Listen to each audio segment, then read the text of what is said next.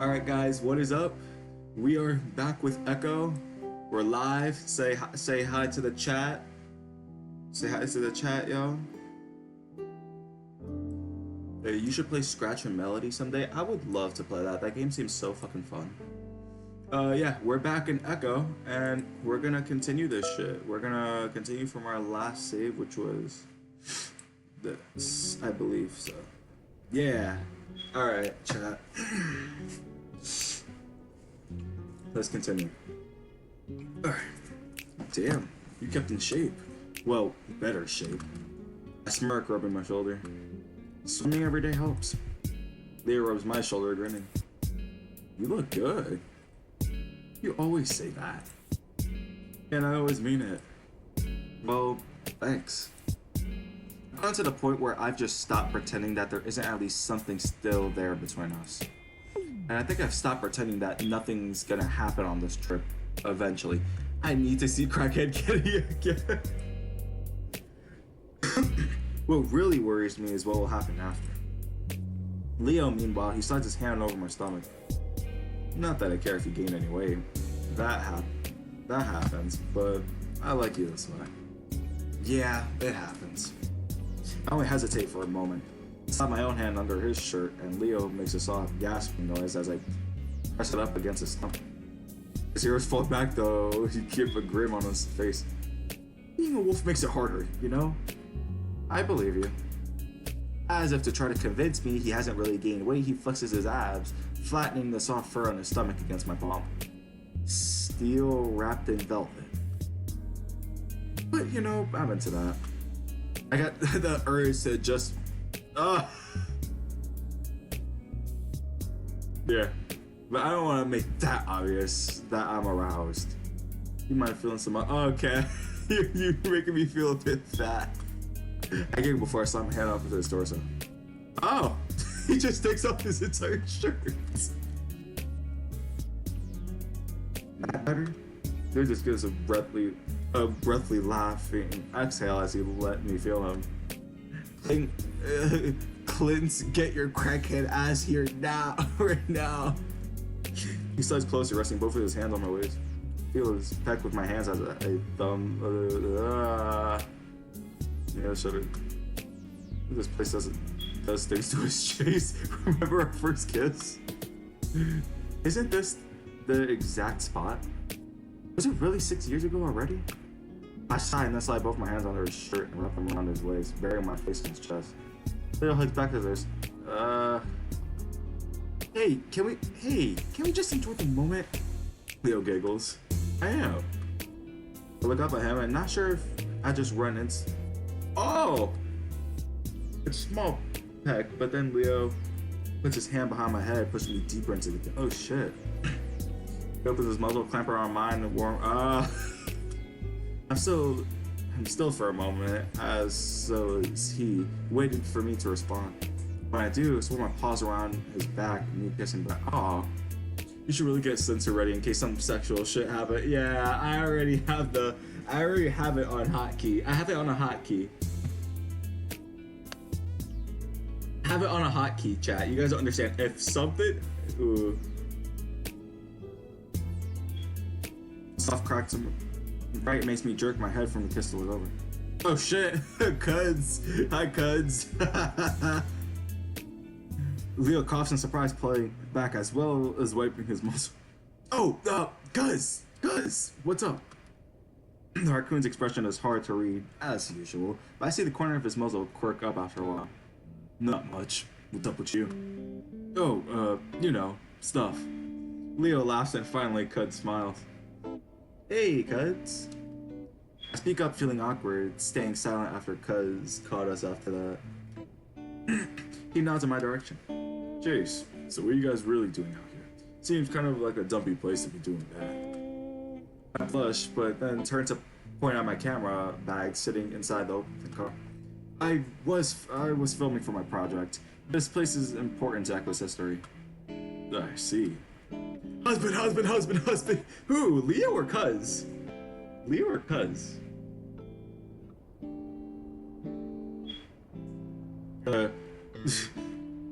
Well, I'm not exactly doing that, am I? Anyway, I just take walks sometimes on my days off. Cuds? In the middle of the day? Usually. He narrows his eyes at me, clearly thinking that I'm suspicious about something, so I quickly add, Raccoon Dad, Sparks! Sparks, oh my god. I mean, it just gets so hot out here. I mean, it just gets so hot out here at this time of day. I die. Oh shit, Ren's calling me, chat. Ren called me, chat. I literally didn't even see the call until I looked down at my Discord. Hi! We got Ren here. Hi! Guess what I'm playing? Are you okay? You sound either tired or sick. I'm tired. Why aren't you asleep then? Oh, I actually VC'd you so I could talk while I sleep. Huh? I VC'd you so I could hear you while I sleep. Aww. Oh, Nevs, don't call him that. He said, oh, hey, creature. Do not call my husband that. Yeah, don't mind me. I'm gonna be on mute. I just want to hear you do your thing while I sleep. If that's okay. Yeah, no, I don't mind. It's okay. Okay. I love you. Good night. I love you too. Mwah. Oh, by the way, before you go to sleep, Sparks' birthday is literally tomorrow, and it's gonna be his birthday in a few minutes, in like over an hour, over half an hour. So if you can, say happy birthday to Sparks. Happy birthday, Sparks. It's a little bit early, but happy birthday. Sparks, we wish you a very early birthday because it's only 11:17, but happy birthday! Gosh, even when he's tired, his voice is high. That's true. That's true. Fuck off. Okay. Good night, everyone. Have a good night. Everyone say goodnight to Ren now. Okay, I'm gonna mute now. Okay.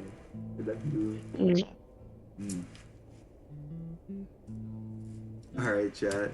So let us continue. Yeah. Cuz shrugs his shoulders nonchalantly. I don't know. I go for walks a lot.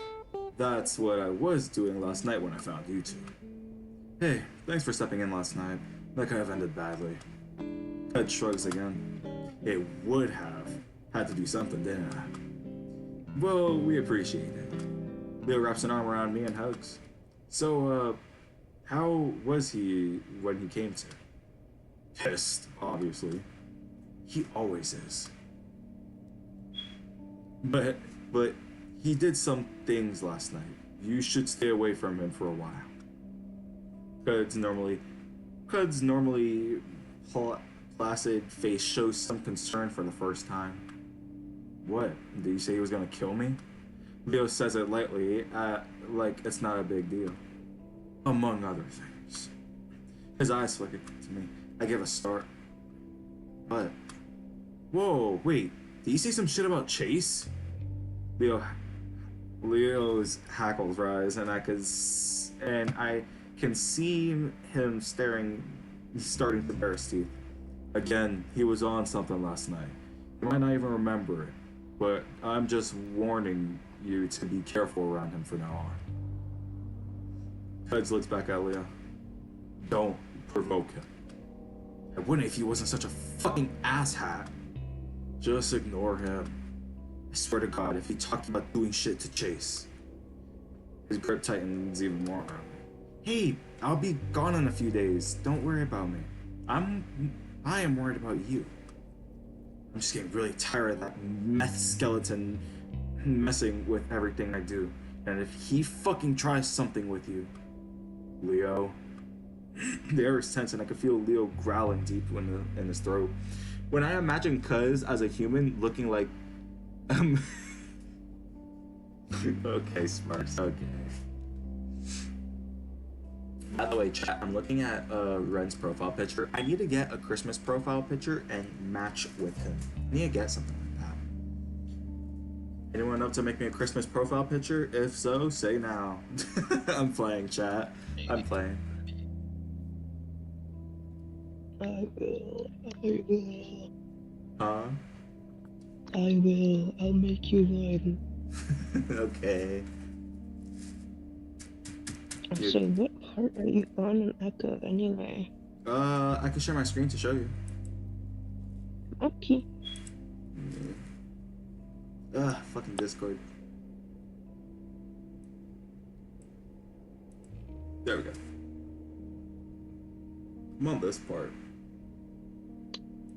What day are you on? We're at some sort of train station. No, but what day are you on though? What day? I think Thursday? Or I think Thursday, yeah.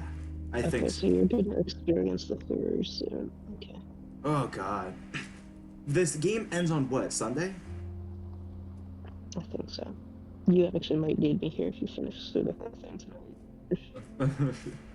Why? Is something gonna be too scary for me to handle? Oh no, because you'll end up like you did on the Path A ending, probably. We shall see. No, you will.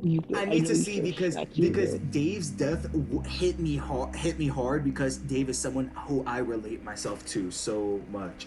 Chase, on the other hand, I see myself more for as, if I'm being honest, if I'm being blatantly honest in this entire thing, I could see myself either as Chase or Jenna. Okay, well, if you see yourself as Chase in any way, then you're definitely gonna not enjoy what happens. I'm not even gonna ask what day it's gonna happen, or what said thing's gonna happen on. Well, judging by the scenery, you haven't started the horrors just yet, but I say probably Friday is when it starts. Oh god.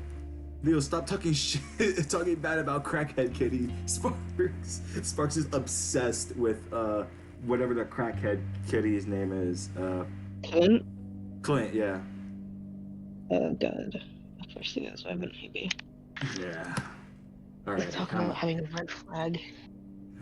Leo's a red flag, isn't he? Yes, but... Yes, he is, but... If you think about it, I'm a fucking red flag. No, I'm a red flag, fuck off. I know, I just want to hear you say it. Okay, wow. I love you. I love you. Rookie, he said you would with Password before. Why aren't you gonna trust Red now? Okay, that's true. That's true. He said he warned me about Password. Why is he not? And he's warning me now. Why am I not listening? He warned me about Password. I had a fucking mental breakdown. Either I'm gonna have a fucking mental breakdown or I'm gonna be traumatized, depending on what it is, though. Oh, you're gonna be both. It's gonna be both. I promise you, it's gonna be both. Okay, then chat. We're gonna get to Friday. We're gonna get to Friday tonight. No, not tonight, dude. Dude, not tonight. It's worse when it's worse when it's nighttime. I promise you, it's worse when it's nighttime. If there's no as long as there's no jump scare, I'm good. No comment. No comment. Oh my god, there's gonna be a jump scare, chat. Fuck. Maybe not a jump scare, like a real jump scare, but you're gonna feel not good, and you're gonna get scared because it's gonna be spooky. Well, I have you here to comfort me. Bitch, I was supposed to be asleep, but you know what? You'll be asleep. I'll stay up. You'll be asleep. I could easily wake you up with the sound of my voice. It's probably gonna be so bad you'll go through an emo. I have never been through an emo phase before. Shut the fuck up, Sparks. Oh shit, I forgot. This one I'm recording on a live stream. Okay, I forgot. We need to continue, chat. Hey, cuz, you know we were going to go out to we were gonna go out to the park and hang out. Did you want to come? Thanks, but I think I'm good. Leo perks up from his brooding. Brooding. You want to read it, or? You know what? I think that's a good idea. If we were gonna play some soccer, but there's only gonna be 3 of us, you could help even it out. Let me rise up your volume a bit so I don't make a mistake like I did on part 3.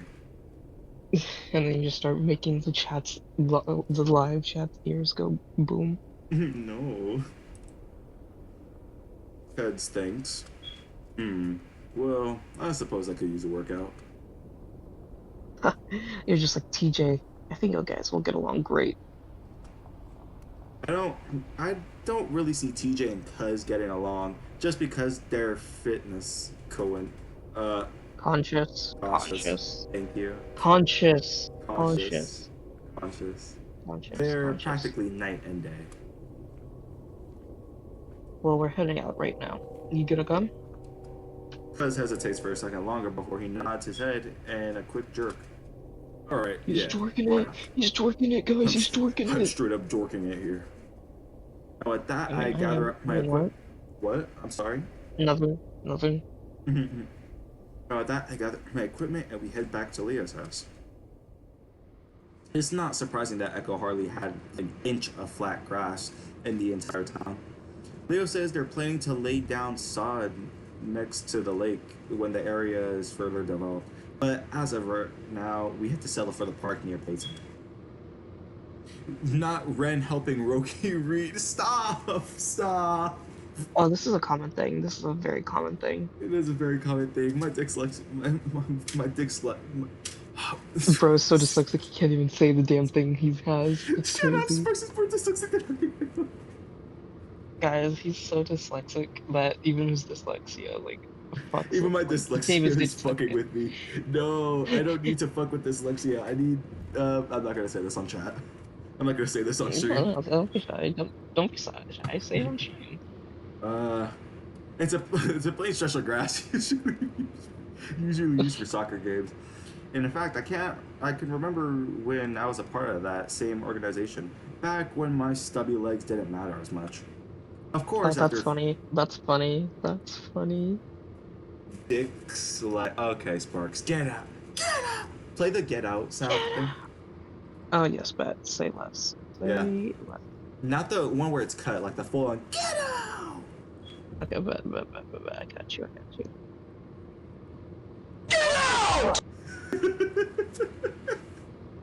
Oh my! I need that fucking soundboard.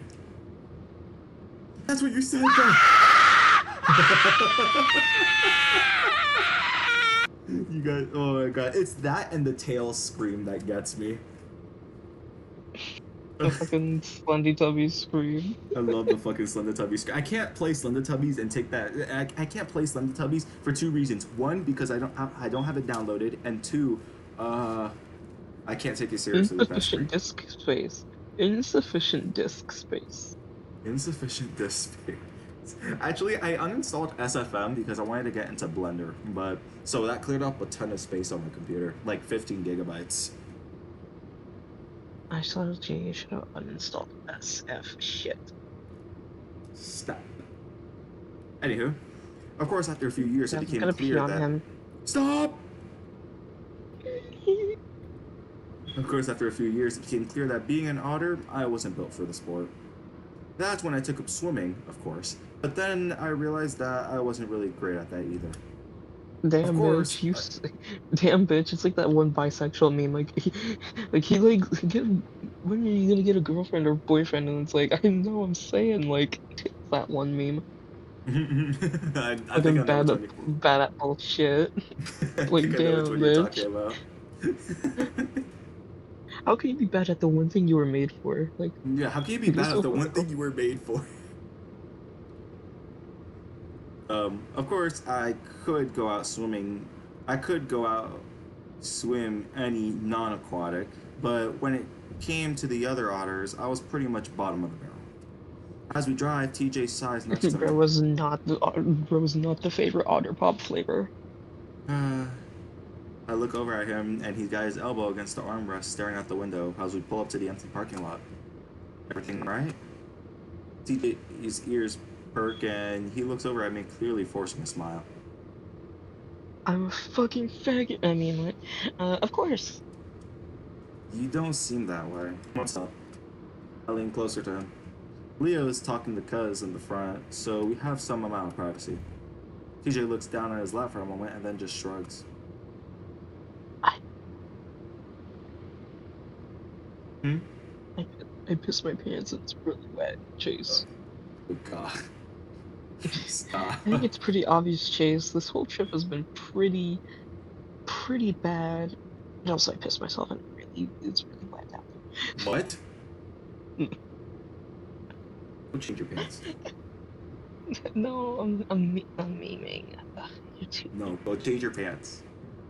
No, I'm not. I'm not serious. No. Okay. I'm about to Bad counter parents. that as it hasn't been as bad, but he goes on. I just think it might have been best if I hadn't come. I feel bad as all. You doing TJ's voice is so low. Okay, so Twink can't have a low No. voice. No. I'm saying probably because you're tired. Yeah. The way he Guys, tries this not is to my Discord frown. mod voice. Yeah. Change those pants, pissy pussy. Spark, shut up. The way he tries not. Sparks, I will literally pee in your mouth and don't even. Whoa, that's crazy. Anyways, the way he tries not to frown, but does anyway. It's both heartbreaking and adorable at the same time. I automatically rest a paw on his shoulder reassuringly. Yes. Shit, stuff happens, right? Oh yeah, because he doesn't like to. He doesn't. He doesn't like to curse. Shit, stuff happens, right? We come here to have fun, and that's what we're doing right now. And then they all have an orgy. What? They all have a foursome. Oh. Anywho, let's continue. Let's continue. We're at 20 minutes of recording. Yeah. And even if this recording flops, I have the recording of the live stream anyways. Yeah, it's just that I feel bad for everyone else. What happened yesterday that I think affected everyone. No way. I had a great time with Leo yesterday. It wasn't sad at all. You I will realized be. that statement makes me look like a total asshat, but TJ just nods as Leo parks the car. No. We're here. As we reach the field, Cuz immediately starts jogging to the length of it while TJ stretches. I stand there awkwardly for a second, not really sure if I should join them, since that felt a little overboard for something so casual. Oh, mama. The music is so loud, in terms I of know. recording.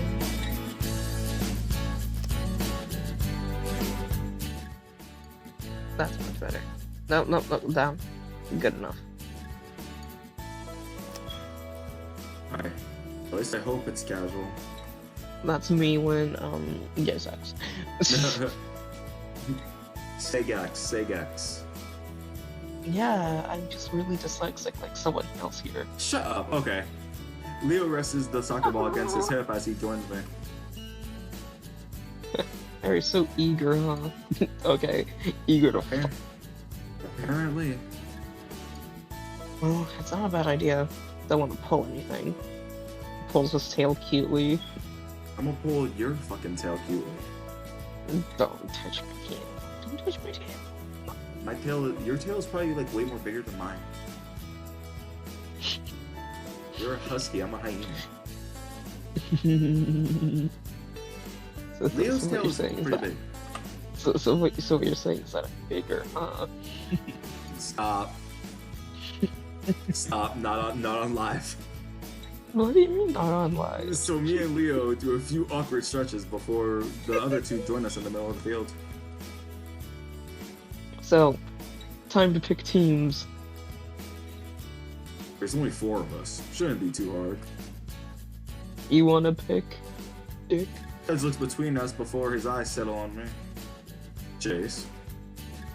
Oh, okay. Probably best to keep the lovers off the same team to avoid distraction. I at least want a little bit of a challenge. True. Cuz gives Leo a little smirk. He's I blush, stealing but- his man. Nah, stealing that's his Neb's man. man. Neb's Cuz is Neb's husband right here. Neb's, if you're in the chat, say hi. Neb's just a faggot. Well, you can't say no, stop. You can't say that on. You can't say that. I got a thing on from YouTube from that. Oh, God forbid we have freedom of speech. God forbid we have freedom of speech, guys. I mean, you could say the abbreviation of it. fag. probably no FA. You My cuz, fucking I need fag. him. My cuz, I need him. Nebs is crazy. I blush, Nebs, but Leo smiles smash. eagerly. I bet you would. Leo smiles easily, rolling his eyes. It's not like that. It literally is like that. It literally is like Sure. that. So I'm on Leo's team. TJ slides And up then they to fuck. Leo's side, and the wolf puts an arm around his shoulder. Oh my god, they're so cute together. They should fuck. I like TJ. I actually have TJ as as my lock screen wallpaper. And not me. Okay. You know how suspicious that would look. No, you could always put it as my little as Tyson Holloway from the Game Pass mode. I have Tyson as my home screen. Good enough. Yep, Hey. you're lucky to have me. You know, in any country in my country we had a war over soccer once. What the fuck? I don't believe you. It's true. Thousands died in the football war. Football war. Wait, do you call it football? Because that just seems pretty confusing since you're really into the other football. I live here now, so football is soccer and football is football. But if I were to call soccer football, I'd call it football. Wait, oh shit. Wait, what? Puchica. Let's just start. What does puchica mean? Do I look like a bitch who would know? Oh yeah, I forgot you're not Spanish. Oh yeah, This aren't is you true. the Spanish El one? You should know Salvador and this. Honduras Are had you a the war over Spanish one? Wait, El Salvador and Honduras actually had a war over football? That's crazy. Anyways, yeah, aren't you the Spanish one? You should know what that means. I'm still learning Spanish. I'm still learning. Puchica, Yin. Puchica. Puchica husky. Does look around. Thousands did actually. That's crazy. That's insane. Guys, I guess even though what was such Since there's so few of us, why don't we just play half field? Grab a few rocks to mark the goal. After that's done, once we start playing, and for me, it's pretty much a disaster. DJ, of course, dominates all of us. He dodges around me with ease, making me look like an idiot as I spin around trying to catch him, falling on my ass more than once. Cuz is able to hold off on his own for the most part, but TJ gets past him without much difficulty. I think the Lynx realizes how badly he's beating us. After a while, he starts to ease off. He passes it to Leo more often and only really steps in when we get near a goal. Leo, while big, is slow as hell, and I actually managed to steal the ball from him a few times. I also think because he's not taking this seriously at all, because he keeps laughing and slapping me with his tail when I run past. At one point, the score was, oh my god, 7. Guys, did you know that the score was actually 8-0? Because that's actually how old Hubby is. He's 80 years old, guys. I am not 80 years old. I am not Oh, old. sorry, did I say 80? I meant 08, because, he's 8 years old, because he's a child at heart. I am not a child. Don't touch the child! I will touch you. Haha, you thought I'd say it. Haha, good thing I ain't no child. Oh, that's Touches enough. You better you. stop. No, not on stream. What? Chat, one day you're gonna see a live stream and I'm gonna invite Ren to it, but not on call. Why? Because I'm gonna be living with you, damn it. Well, yes, but also, no. Yes, no. I am going to move in. No, because if you put me in the same room as you while you're live, you will not be making content. You will be dealing with me cuddling you to death. No, I wouldn't mind that. Yeah, I but I will think get. your I chat will would. get. I I will think get your my. chat would I mind that a will. little I bit. will get my own office though. I will get my own office. Can you get me a dildo too? Oh, okay. We're gonna continue.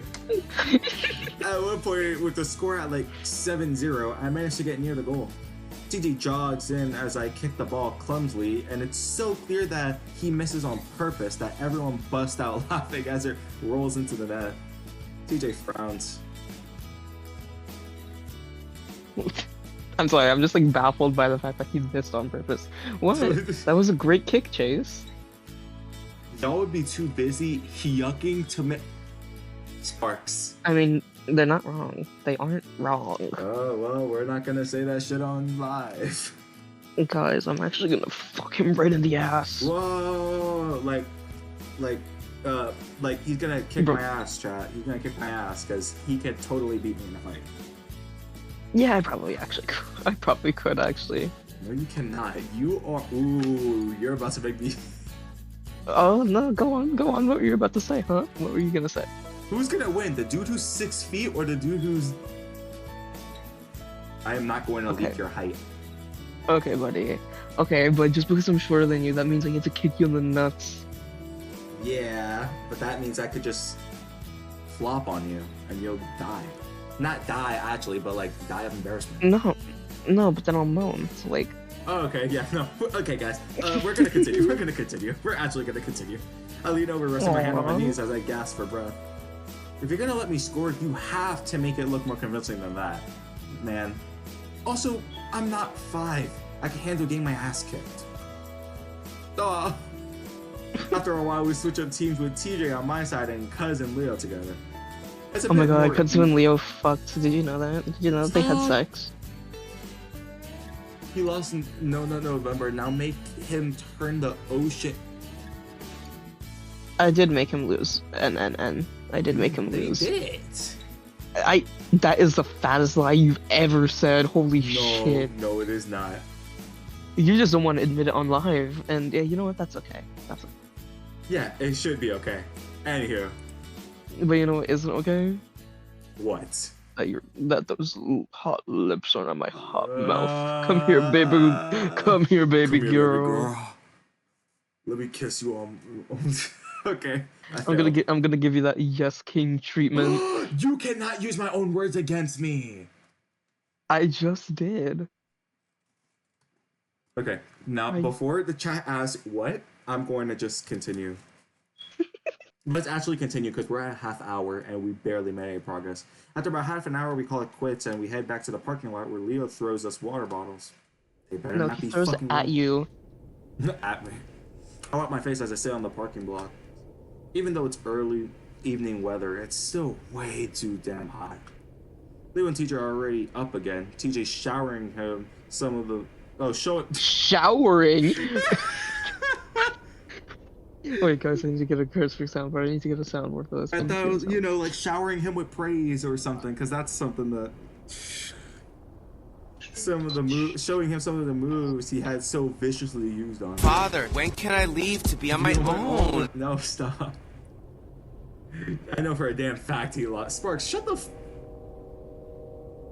I'm glad to see that TJ is somewhat happy again. His ears are up and he's smiling as he runs circles around Leo. Leo?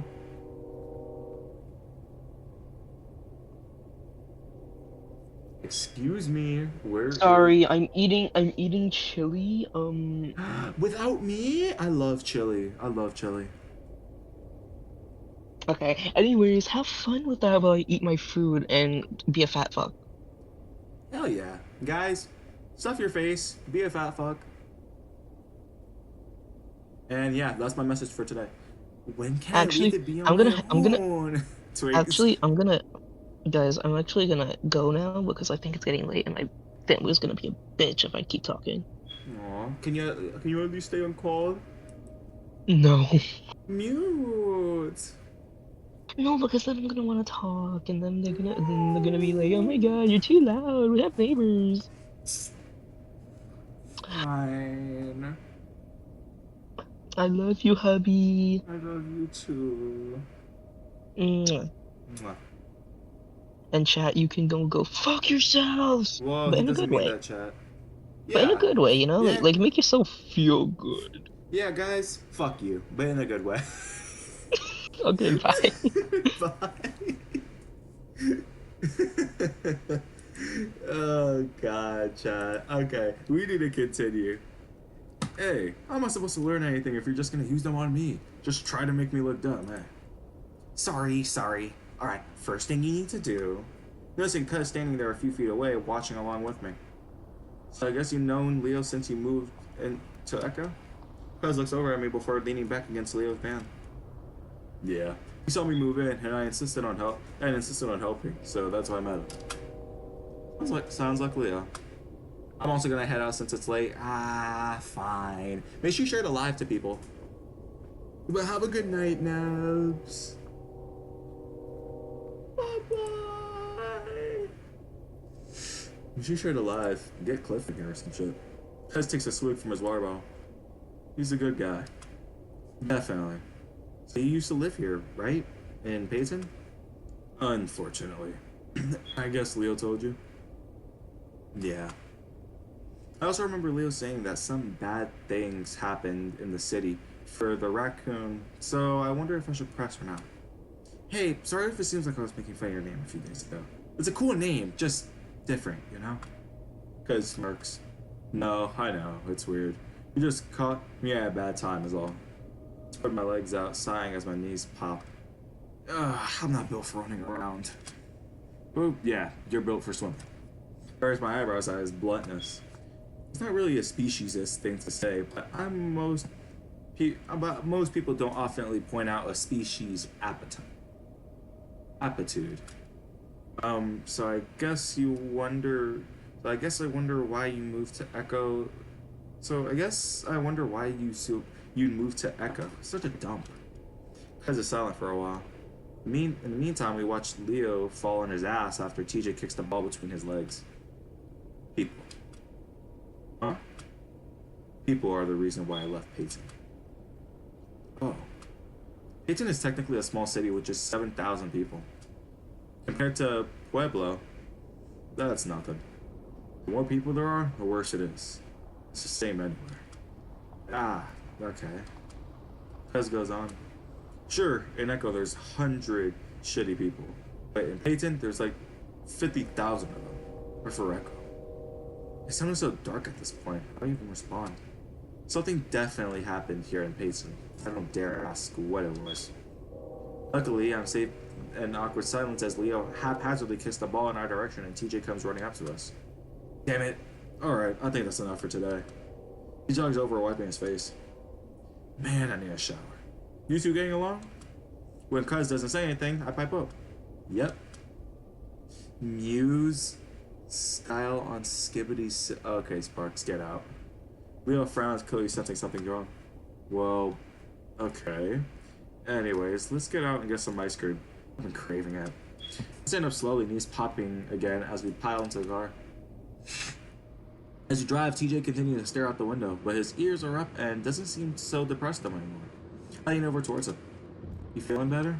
TJ turns to look at me, smiling. Yeah, well, it's fun playing with you guys. I grin.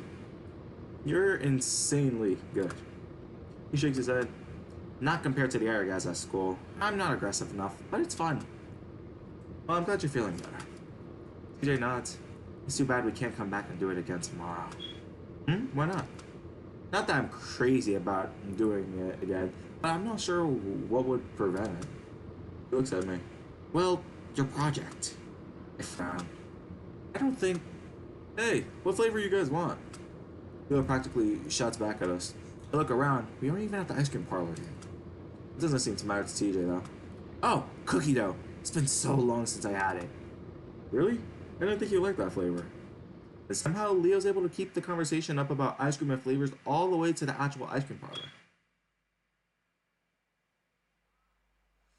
I decided shots I got earlier in the day were too bright, not representative of the sad state of the town I wanted.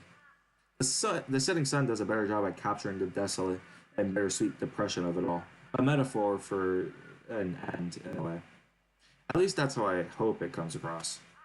I lean back against the old rusted car, clicking through the images I've taken. It feels very quiet, despite the wildlife around me. Might need to bring up the... It's really quiet, chat. It's really quiet. At first, I think it's Leo, and how I wonder how he's finished up with his shower so quickly. But then I realized that the crunch of the dried vegetation is too soft, too light to be Leo. Oh shit! I look up at, kind of hoping to see Cuz, but instead I'm greeted with the sight of Clint heading my direction. My grip tightens on the camera, watching as he approaches around the bend of the tracks.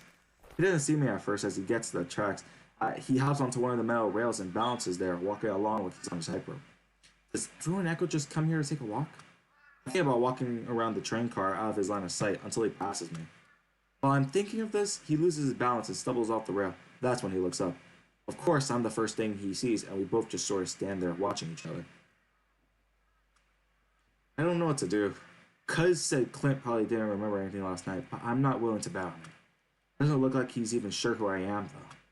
His eyes are squint, almost shut, his mouth all screwed up, and scratch on his hand comedically. He leans forward, almost to the point of falling over again. Definitely on something. A moment of recognition spread across his face, his mouth opens wide. Then he starts jogging straight for— oh shit! The abruptness of the movement startled me, and I almost dropped the camera. I ankle myself away from the car as I'm not backed up against it, and start taking steps back as he gets closer. He stops though about 10 feet away and points at me. Hey, I know you. I am at a loss for words what to say. He's wobbling back and forth, his eyes wide open. Oh, okay, he's on something. Your name. There's an awkward pause as I try to determine whether or not he's asking a question. My name? Chase? Why did I tell him that? You're Leo's oh, okay. I'm distracted again because that's when I see the hand of a pistol. Oh shit. Clint glares. Fucking Leo. Why do you hang out with that creep?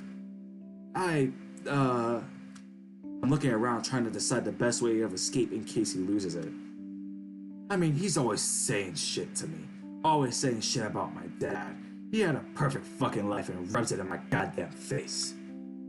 I take a few incautious steps back so that at the end of the car is right next to me, in case I have to duck behind it.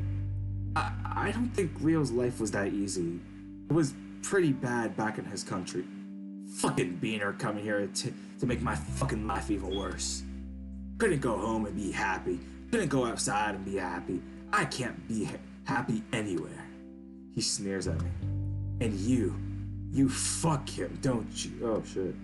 I stare at him and don't say anything. I feel like anything I say could set him off, but he waits patiently expecting an answer. Clint. Don't you? He shudders visibly. Hi, kitty. He shudders visibly, clenching his eyes shut. Fucking imagining you looking at— okay. I don't even fucking care that you're around with him. If I wasn't so afraid of the whole situation, I probably would have laughed just then. Took another step back. Hey, I was actually about to head out. You know, I'm doing this project. That's why I'm here. He glares at me. Me and Leo broke up a few years ago. We're just friends. You don't know what he's like. The things he did to me. It was way worse than what I ever did to you. But hey, I do need to head out. We can talk about this later. He sees me stepping around the car and immediately his hand shoots the handle of the gun. Oh shit. Hey!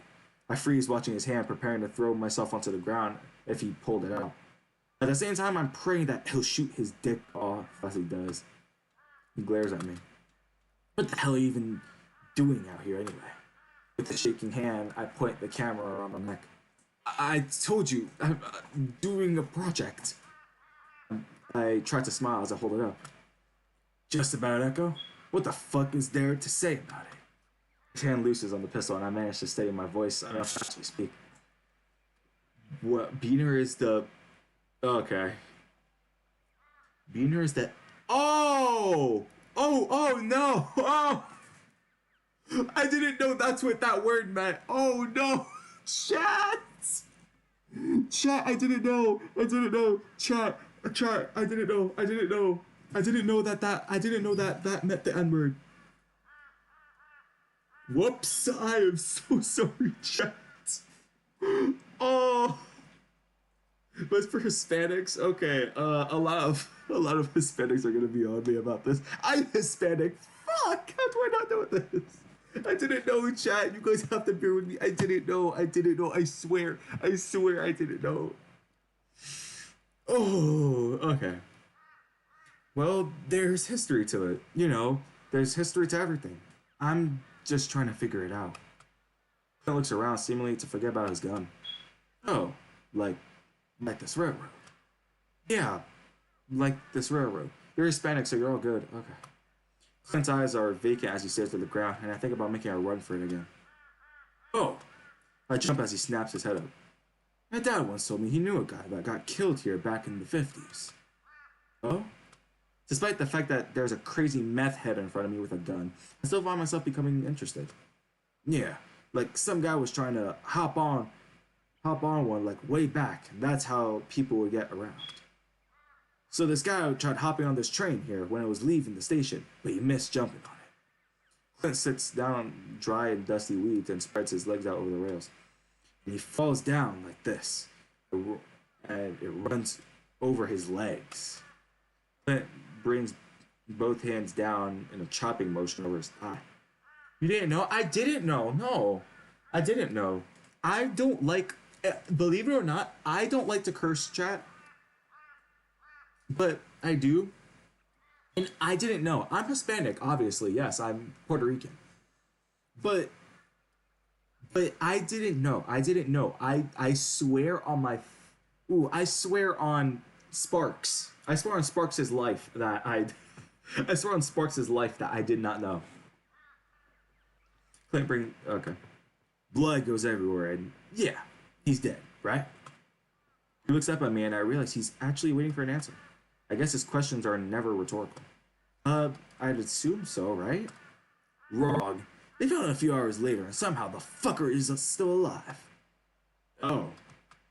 I'm already starting to doubt this story, or at least this version of it. The stumps is packed with dirt, so he stopped the bleeding. But he's gone crazy by now. He's going on about some creature that came to him, spoke, whispers in his ear. Crackhead Kitty is just misunderstood. Chase done shit to him. Wouldn't be surprised if those scars were from Chase. Stop!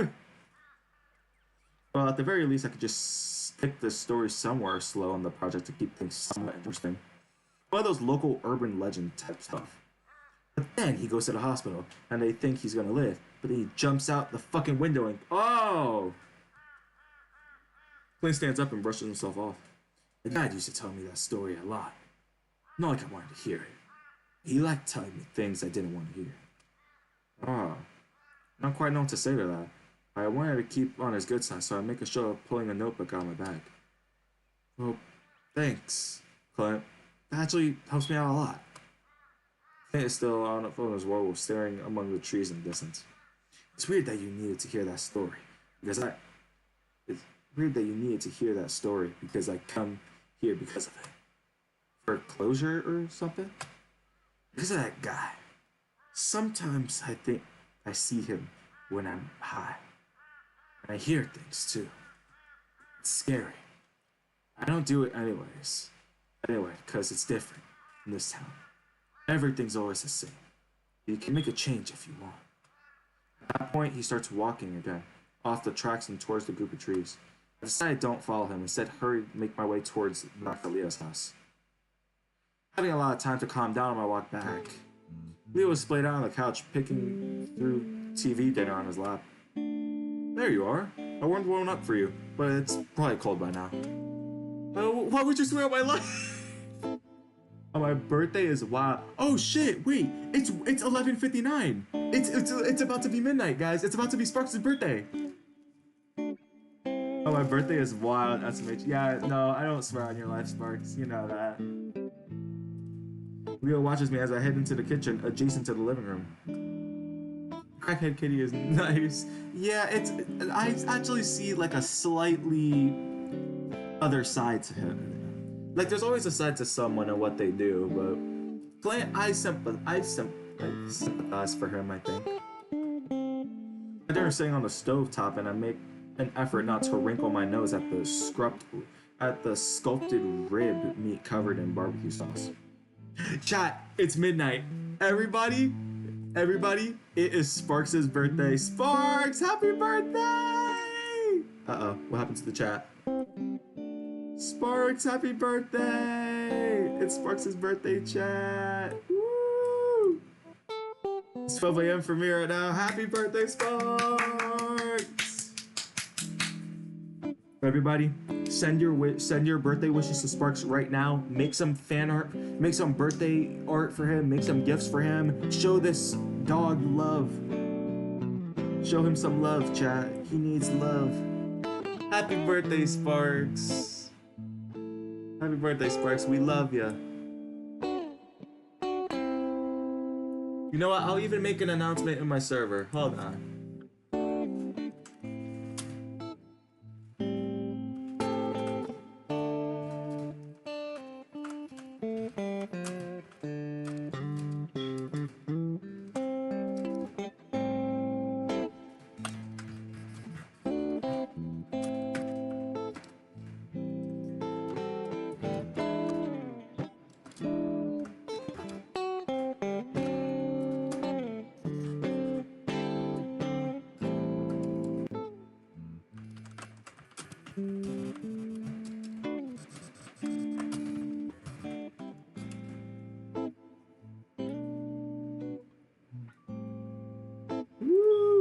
Gonna make a quick animation for my B-Day later. Awesome! Happy birthday, Sparks. We love you, man. We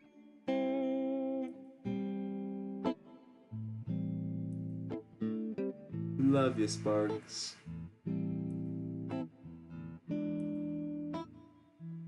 Alrighty. Watery mashed potatoes complements the gooey mess. Nothing, just tired is all. I toss the dinner back into the microwave and set the timer for 2 minutes.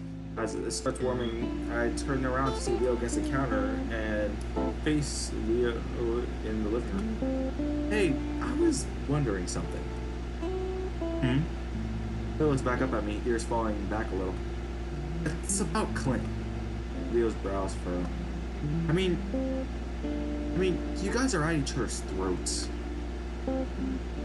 I know it's always been some animosity between you two, but I don't remember it being this bad. You guys practically want each other dead. Leo pins his ears back while he licks the barbecue sauce off his fingers. I really don't know, Chase. If I had to say, I think it would be the drugs. Yeah. Whatever he's taking is pretty hardcore. And I mean, he's a goddamn skeleton now, right? But it's not like I'm responsible for it. I just treat him like he treats everyone else. Open my mouth, hesitant. Then I finally ask what's been bothering. When we were younger, would you say that you bullied him? Leo frowns. Let's bring all this up. Nothing. I'm just curious is all. Leo starts to smooth down the fur on his head, all poofed out from the shower. I mean, I wasn't nice to him, of course. He was an asshole to everyone else. Like I said, I did to him what he did to others. He coughs. Maybe a little worse. Worse? What did he do? What he did to us was pretty bad, though. He tried to burn me with a cigarette once. See, when you tell me shit like that, I don't feel bad for any of the things I did to his worthless ass. I'm safe for having to respond to that as the timer goes off. I turn around to pull my food out of the microwave before grabbing a plastic fork and sitting down next to Leo. We eat in a slightly awkward silence. By the time I'm almost finished, I'm feeling a little nauseous.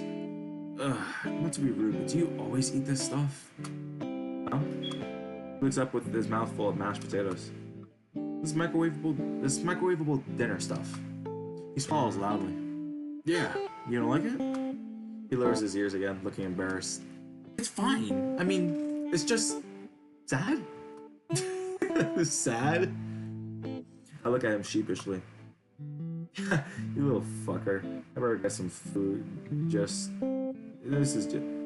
I get better food sometimes. This is just easier. Yeah. Drag a plastic fork through the flaky potatoes. And what qualifies as better food? The dinner? Hey, it's not like I can't afford it. I make good money. I laugh. This isn't about money. I just think you're lazy. Leo mock growls and leans over to grab me. I yelp theatrically and try to hold my tray steady as he yanks me sideways to lay down against him. Our heads on the armrest. Hey, I got through with my tray. It's full of gross TV dinner water. Leo nuzzles into my neck. Put it on the floor. Ew, gross. You can throw it away when I'm ready to get up. Since when do you decide when I can or can't get up? Since you decided to mouth off to me, now you're the one that's gonna be cooking all my meals and cleaning up my house, Chula. I shiver as he responds by spooning me tighter. Clearly, Leo is gagged that I'm past the point of resisting at the point of my little vacation, and he's taking advantage of it. Echo, welcome to the live. Welcome to the live, Becca. We're playing Echo. Yay! We're on Thursday, I think. Estoy loco por ti. Estoy loco por ti. He rolls the R. Oh, I can't roll R's, guys. I can't roll R's. I can't roll R's, chat. Definitely taking advantage of it. We're both a little too tired to do anything more, which is probably for the best. And with a few minutes, I've passed out. Okay, chat. Friday. Oh shit. Okay. So this is where Bren said stuff could go bad. So we're just gonna play through Friday. We're gonna play through our Friday, chat. Wow. I had been lying after all. What? What? Leo whispers to me from across the table, not looking up from his phone. Nothing. I just find some stuff interesting. I whisper back. Good. Leo grins, but still doesn't look up from his phone. There isn't much to go off. After reading through, I'm pretty skeptical of Haunted Echo, the main source of my documentary.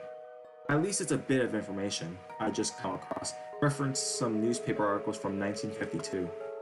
A young wolf named Robert Smith wasn't even a resident of Echo. He had been resting in the Echo classification yard after taking a train from the capital. He was on his way to the west coast, and once he thought he found the right train, he attempted to board it. No one knew exactly what happened. Yet somehow his train hop went horribly wrong, and he was found with both limbs severed 2 hours later. Oh my god. He managed to crawl 20 yards north up along the rail before he was found. Somehow and possibly, he survived the ordeal up to that point. This was mainly due to the mud packs that had been placed on the stumps, halting the bleeding. Of course, of note was the fact that Robert has seemingly become delirious because of the blood loss, pain, or trauma. Likely a combination of all three, actually. He claimed that the bleeding had been stopped by a creature of some kind. When he tried to describe it, he began to sob and scream incoherently. It's hard to say how much of this is being exaggerated by the author. Either way, I don't have exactly time to track down all of her sources, so I decided I'll just trust it. My legs jump as something soft and ticklish brush up against me. I snap my gaze back up at Leo. What? Leo gives me some innocent look while he continues to brush his tail up against my leg. Well, if you're not going to say anything, then please stop doing that. It's distracting. He didn't stop, and I feel a little guilty, so I look back up. And thanks for giving me a library card. Just so I could check this out. It's a huge help. He smiles. No problem, Nutria. Not one of your sexier words. I turned back to the book. It's unlikely that Robert would have survived anyway, due to the extent of his injuries and infection. Still, it's on the note that he ended up committing suicide a few hours. I shouldn't have said that, chat. He apparently slipped out the 5th floor window of Peyton Regnal Medical Care. Though the author simply dismisses it as a case of a man knowing that his demise was nigh and finishing the job himself. The author speculates that it has something to do with the horrors he saw on the tracks. Hearing a soft whine coming from in front of me, I lowered the book to find Leo draped across the table on his chest. He's looking up at me with huge puppy eyes. I can't tell, but smile, but it's so fucking adorable, even for a wolf as big as him. Aww. I love Leo so much. What? I have a project to do, remember? Yeah, I know, but I've been here for 3 hours now. You should take a break. I look at the time, and I'm shocked that he's actually right. How the hell did that happen? Well, I guess it's a good idea. I was finding some really interesting stuff. I'm sure that project of yours is gonna turn out awesome. He grins and stands up abruptly, grabbing my book up as well, so I couldn't continue to read. Let's go get some lunch. It's already almost 3. All right. Did you want to go to the diner? You want to eat there? Well, it's been a few days. I'd like to catch up with the others, you know? I know it's what you wanted to do. Actually, everyone's busy. I already tried. I think that creature might hurt or even kill Chase. I doubt it. Depends, though. Oh, really? What are they doing? Well, Flynn's working. CJ and Jen are on a hike, and Carl's asleep. Oh. It doesn't really seem like Leo's just trying to blow off a meeting with everyone. I guess at this point, the trip he's tired of trying. I know I would be. Probably just to show me up after what I said last night. Leo takes me to the semi-fancy steakhouse. He, of course, insisted on paying for everything.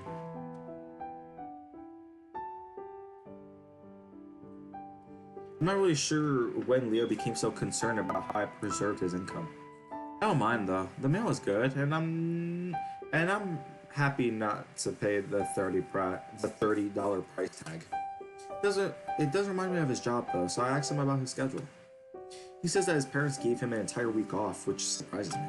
I remember how Leo worked almost every day in that shop. I guess his dad is just mellowed out with age. Again, I have no reason to complain though. Am I right about that? You're admitting you lost November on stream. We'll see. On the way back, Leo nudges me as I'm nodding off and gestures out his window. Hazen, hi. Sure enough, our old school is visible out the window. Wanna swing around? Just to look at it? Yeah. I'm tired, but we're not doing anything else. Alright, why not? It's past 5 at this point, and as we pull up to the parking lot, there's only a few cars scattered around. I walk around the side of the school, then onto the football field. Peyton High School puts its money anywhere, it was definitely sports. That was one of the reasons I was so mediocre by comparison. Every sport in the school was extremely competitive, each one winning state regularly. They win state again They win state again since I've been gone? Nope. Came close last year, though almost as close as we did back in 09. Ah, yeah. You still sore about that? Leo sits down on the top of the bench, out of the concrete bleachers, and I sat down next to him. Sometimes, mostly because we're so damn close, and it really just felt like it was yesterday. It does kind of feel that way. I can remember it pretty clearly. It was one of the few times I'd seen Leo really cry. He wanted that championship so bad. I leaned back to look around, breathing in deeply. Wow. It's really nostalgic being here. Isn't it? Look off towards the sunset, and I could see him getting glassy-eyed. It's weird that if I could, I'd go through high school. Is it weird that if I'd go through high school again? I think for a moment. Not really. I'd like to do it. I made a lot of mistakes. Well, not really because of that. More like it was a lot of fun. And I wanna experience it all again. This red tent makes me think someone might die. It's because it's the evening. I grin at him. Hey, you're talking like you peaked in high school. Did I? The question catches me completely off guard, and I stumbled around words that follows doesn't help. No! He sighed. Aww. Leo, you've got a good paying job. your own house, you're a pretty damn good life. You're doing better than most. He laughs a little. I guess I just don't feel like it, you know? Why not? He leans back. Well, I don't really feel as good as I did back then. When I think of high school or even further back, man, those were the good days. Wait, did I say Chase might die? I meant Leo, bro. If Leo dies, I'm gonna be so sad. If Leo dies, I'm gonna be so sad. Man, those were the good days. I think about how completely inverse I am to that. How my life improved exponentially after I left the town. Well, you know, if you keep looking back, I don't think you'll ever be happy. Aww, that's so sweet. He looks sad. I wrap my arms around his shoulders, which is a bit difficult considering how broad they are. Because 5 years from now, you'll probably look back on this era of your life and think, man, I wish I could go back. You're probably right. So let's just enjoy now. Leo sighs again and looks straight down at me in my eyes. By the way, I thought this was like a shadow underneath Chase's chin. No, that's his fucking beard. He has a goatee. Just like me. I have a goatee as well, guys. Leo sighs again and then looks straight down at me in my eyes. Chase? Yeah? He pauses looking off to the side before turning his eyes back on mine. Aww. I love you. I immediately look away. Jeez. Please. Please just come back. I miss you so much. Every day. I stare out across the field, not able to meet his eyes again. I'll stop smoking. I'll stop picking on Clay. I'll get rid of the gun. Just please come back. I have some werewolf-ass sideburns. That's cool, Sparks. I think I do as well, I don't know. I don't know, Leo. You know how I don't like it here. And I feel like I should keep my options open. Find a good job and good places to live. Just for a year or two, while you're getting on your feet. I'll give you a place to stay. That sounds great, Leo, but to get back together, that's like setting ourselves up for another breakup. And I don't want to do that. But then we know for sure, without parents or school in the way. It'll just be us, and then even if it doesn't work out, there's some closure there. For the first time, I feel myself seeing things from Leo's point of view. I'm not necessarily losing anything, but at least trying. And he's right. There really wasn't any closure, mostly because of me. Leo must sense my indecision because he immediately presses forward. And I'll be making enough to support you while you figure things out. Hey, I don't want to mooch. I don't mind. I just want you to be comfortable so you can do what you want to do. But Echo. Leo's quiet for a long while before he finally speaks up. Now that I can't fix, I guess one way to decide is to weigh what's more important to you. You're asking me to choose? I'm not asking that exactly. Leo glances at me. But if I did, I'd blow out a long sigh. So you are. He didn't say anything, so my mind starts wandering over the years we spent together. Despite how much we fight, there's no question in my mind that what the answer is, and it hits me like a thunderbolt. Well, I choose you. All at once, his face explodes into a grin. So much happiness in one expression. I just don't think I'd be able to take back what I said, even if I wanted to. and instantly I wrapped in a tight, warm hug, the one that crushes the air out of my lungs. My God, Chase, I love you so fucking much. Hey, but don't you still got a year of school left? We're gonna have to get back into contact, and we're gonna have to exchange. At class, his muzzle shut with my hand around him, and he stares back at me with wide eyes. I didn't even say yes. I zipped my hand away from his muzzle. Oh, well, what did you say? I looked again towards the sunset, past the concrete, bleachers, or goalposts, the direction of Echo. Take a deep breath. I looked back at Leah. Yes. And then he's kissing me. It's not rough like it was at the train yard. His mouth stays closed, but holds my head gently. And it's like he's trying to pour all his love into me through it. Oh, that's so fucking adorable. As ridiculous as it might sound, I can feel it. Aww. That's so fucking sweet.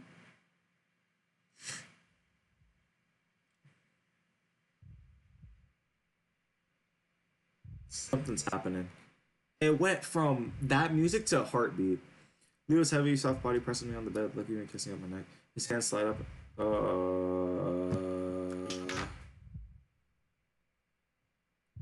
Is this gonna be something I have to censor? Please don't tell me they're having, please don't tell me they're having gay Segex. Please don't tell me they're having Segex.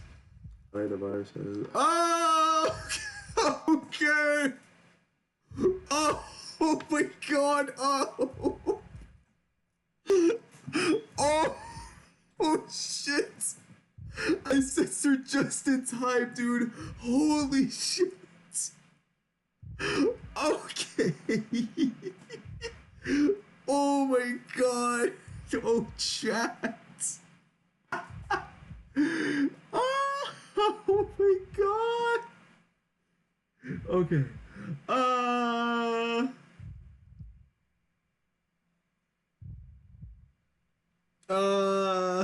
Is it showing? No, it's not showing. It's saying it.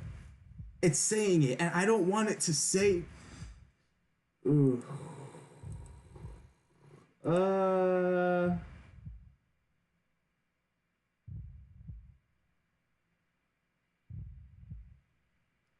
Wait, do I have my content warning thing on here?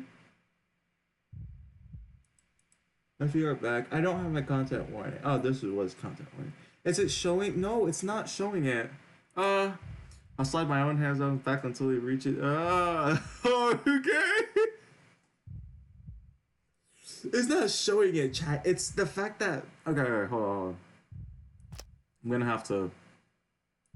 I'm gonna save here real quick. I'm not ending it. I'm just gonna save here real quick. Okay. It's not the fact that it's showing. It's not the fact that it's showing anything. What if the heartbeat sounds as this throbbing? No, it's not. Stop. But it's not the fact that it's not showing anything. It's not showing them having Segex. It's the fact that it's like the it's typing. Like it's showing like the words. It's like what I have to read is what I am not. How can I do this? Heartbeat is the stop. Okay, what I can do is. Oh, maybe if I do censor, and I just make this up, and then I just make this a whole background color.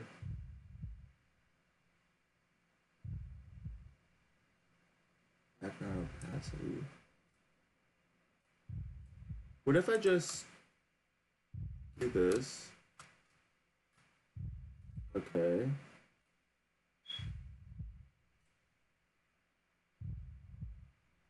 That's nothing, chat.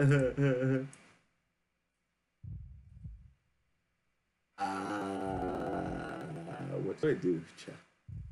Text transform.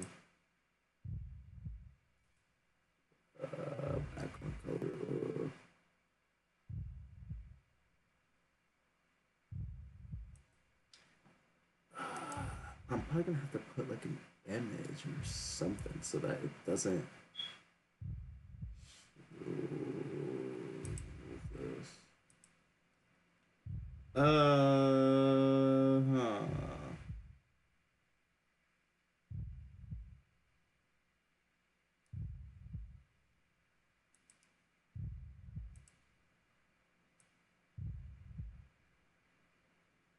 Okay. We're just gonna wait, can I wait, I think I could probably just like extend my or put my screen a little down. I put my screen a little down, chat. I hope y'all don't mind. I rather prefer not to get. There you go. All right. Forcing memory goes a little bit. Slowly starts to. I really cannot. I really cannot say any of this. Ooh. Okay. That's nice. Oh, I got scared. I got scared. I got scared. This is a leash. We usually shower with him, but I was so tired. I passed out as soon as we both. It was already in the shower. Okay, we're good now. I think, chat. We're good now. I think we're good now, chat. I think I could just do that. There we go. Woo! Woo! Okay.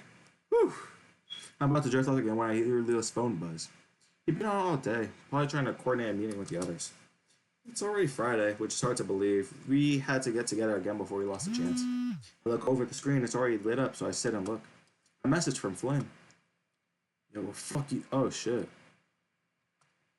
Not exactly as a surprising message to get from Flynn, but still, I wonder what they're fighting about. When the sounds of Leo still in the middle of his shower, still rocking his diva pop song. Respect Leo's privacy or check his phone. I'm gonna save you.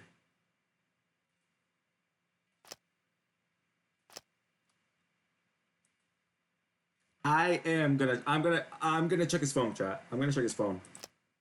With some amount of guilt, I reach over and grab his phone and open up. If it ends up turning out bad, I'm gonna rewind. I don't care. Immediately, I see a few pinned conversations. They're from me. Judging from the dates, they're from when I was still away at college.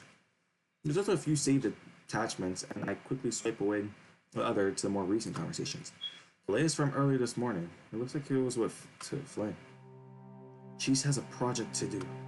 Bullshit! You're fucking with him again, aren't you? You're fucking with him again, huh? I'm helping him. You planned this from the start, didn't you? What? This whole thing, it was to get back in his. Oh. How about I plan this after you ruined the entire week, huh? Yeah, well, fuck you too. I frowned. It's too bad Leo and Flynn are still fighting, but for some reason their exchange has me feeling uneasy. I pull up for his next recent tech threat, one would call.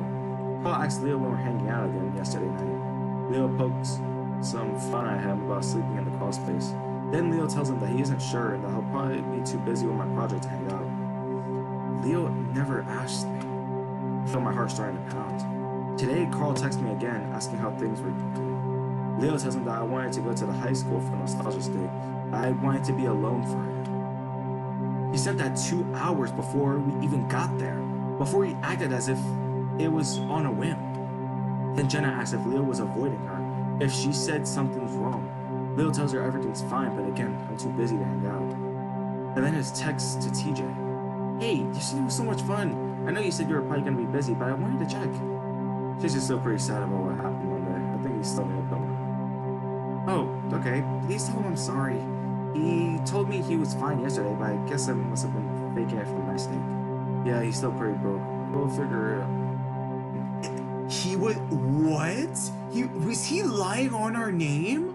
I'm gripping the phone hard. Could Leo have really done all this? To TJ especially?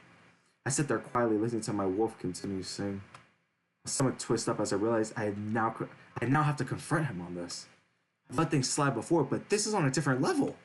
I hung my knees, stare at the wall, feeling strangely violated now. As I stare, I see a dark spot with spangly legs move across the wall. The spider paused as if acknowledging me before disappearing to the dark corner. Oh shit! I sit on hard, uneven ground, shivering as I try to cover myself up with the blanket. Eyes are just enough for me to realize that I'm outside somewhere, looking through the branches of dead trees to many stars above me. Aside from the calls of a few birds, it's completely silent. I stare at the sky above me for a while, wishing that it wasn't so cold. I could go back to sleep. Where am I? Yeah, Chase is bad. I knew it. Leo! Leo! Not Chase. Chase is the guy we're playing as. Chase is the guy we're playing as, Sparks. Leo is the wolf. I can remember when my parents forced me into Boy Scouts 10 years ago. I hated it so much, especially the camping. I could never fall asleep. When I finally did, it would be marry me by tossing and turning, waking up in confusion to where I was. I sit up straight in the tent, looking around for up to 10 minutes, wondering why I wasn't complete darkness and still sleeping and still sitting in a sleeping bag. Except now there was no tent or sleeping bag. Mine works slowly like a drenched molasses, and I need the ground with my fingers, digging them into the dead vegetation and soil. And then I finally break through the barrier to lucidity, and I realize what's happening to me is real. I'm outside. I look left and right, and I see that I'm surrounded by trees or bushes. The smell of the sag brush on the dirt fills my nostrils, unsteadily to my feet. My limbs and flesh are numb from the cold, and I rub my hands slowly on my arms, trying to get some warmth. Did I sleepwalk? I must have. Unless Leo took me out here for some reason, or someone else did. I shiver. There's not much else I could do except for walk forward. Ahead of me looked like the branches cleared out into more darkness. I hope that I'm just behind Leo's house where there are some bushes and trees. Either way, I can't be that far from the house. So I start walking, blindly moving past sharp branches and prickly bushes. The pain wasn't that bad, not so nearly as bad as you'd think it'd be. I look back behind me, staring hard into the blackness. I can't see anything beyond the branches right in front of me, which gave me the impression of gnarled teeth in front of the dark, endless mouth. Quickly, I turn back around, pushing through the dead vegetation in front of me, trying not to panic. I knew I was dead the moment I looked down. A branch scraped across my cheek and another stabbed me hard in my hip as I run. Oh God! 2 stumps ahead, blood gushing from. Oh God! I finally break out into the open. Now I can see more stars above me, but the complete lack of moon made everything almost around me impossible. We're dreaming, right? Roki, just cause I fuck up name, I'm gonna make icons for every protagonist and antagonist's name. Up to you. So eventually I start walking forward, looking left and right for any signs of light that might help me guide back to the town. I feel a worried seed of panic starting to build up. This is a dream. This is a dream. It has to be a dream. It has to be a dream. It has to be a dream.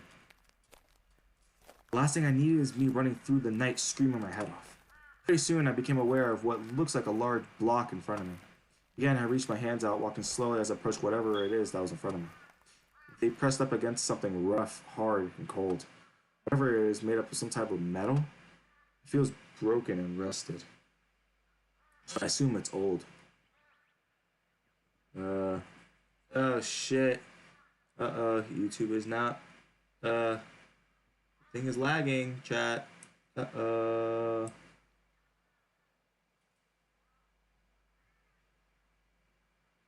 doing enough video to maintain smooth streaming. Nice. That's the nice shit, chat.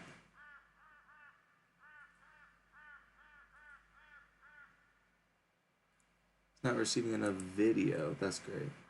Yeah, YouTube is fucking up. Yeah. It's mostly, I think it's because on my end, not your guys' end. What I might do is I might end the stream, but not end the video. I might end the stream, but I might end the video. But let's just continue alone. Was it a warehouse of some kind? I sidestep to the right as my hands run up against some bars that stick out from the structure. And that's when it hits me. It's a freight car from the old train. Sure enough, the next thing in my hand, empty space as I come across what I remember to be the open door I sat in earlier. I was out in the train yard. I almost laughed. Did my anxiety about finishing the project cause me to sleepwalk all the way back out here?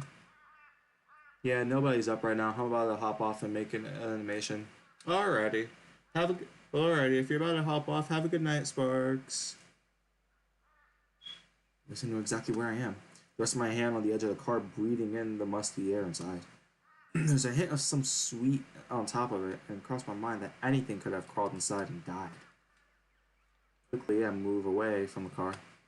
Turn my body in the direction I know Leo's house in. I start walking again, pouring thought into my recent memories to see if I could somehow remember how the hell I got here. I remember Leo coming back to the bedroom, putting his arm around me, and then nothing. Definitely fell asleep. Sleepwalking is the only answer. The sound of rustling behind me makes me jump, but I keep moving forward, not wanting some tiny creature in the grass getting me spooked. Squinting ahead of me, I see no lights, which yet strange because I knew Echo should have at least a few lights on. The streets, at least. Yeah, so this is a dream. This is a dream.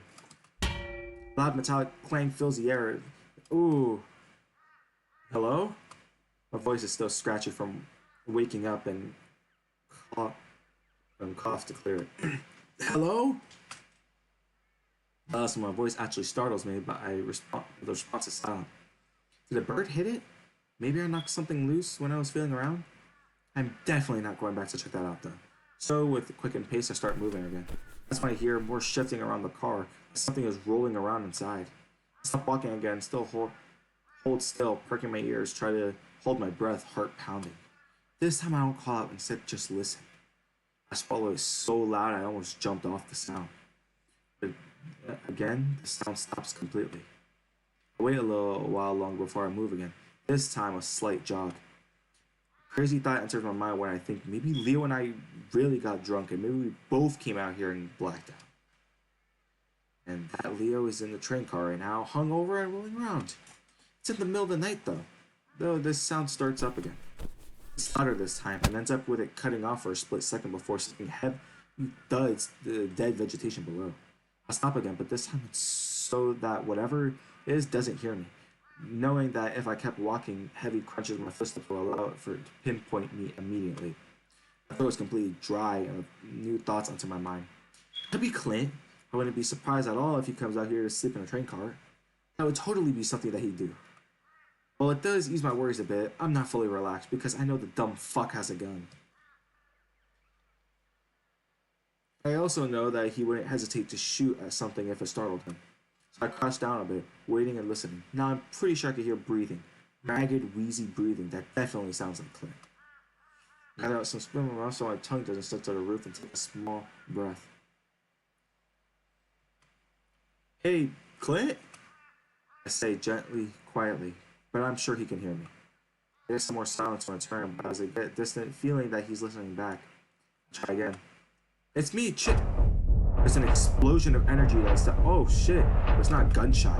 Instead, it's a sense of forward momentum that I can physically feel, but whatever is in front of me is lunging, oh shit. Two loud thuds, one following the other in less than half a second, followed by an explosive dragging sound. The cycle repeats the second it ends.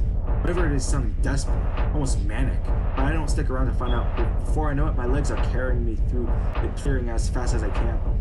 All the sounds of what it could be going for as I dodge into the trees and bushes to my right, knowing that if I could break through the other side, I'd be right in front of Leo's house. What's behind me, though, is moving impossibly fast. Already, it sounds like that distance between me and it has been cut in half. And I'm struggling between branches and side brush. I hear it break into the bush with me. I gasp, a full-on panic sets in. Leo! Leo! I screamed as loud as I can before I knew he would be able to hear me. Also knowing that it seemed like a rock. I think it's the creature. Then, the thing behind me seems to double its efforts at the sound of my voice and cycle of movement increase. It now has the momentum of a gallop.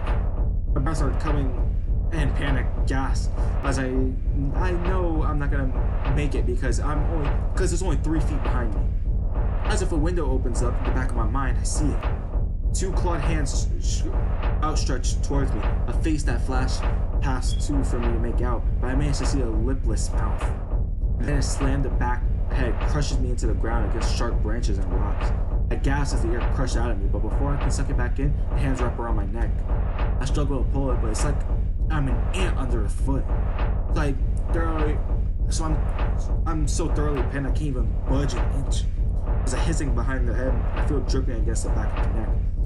Tears squeeze out my eyes as I try to reach forward, but it's like I'm paralyzed. Paralyzed. I'm yanked back suddenly. It's coming out of something soft and white. A pillow. Yeah. Woo! It's a pillow. Pillow. Chase. You okay? Leo's husky voice whispers into my ear, taking a huge gasp of air. Whoa. Can't breathe?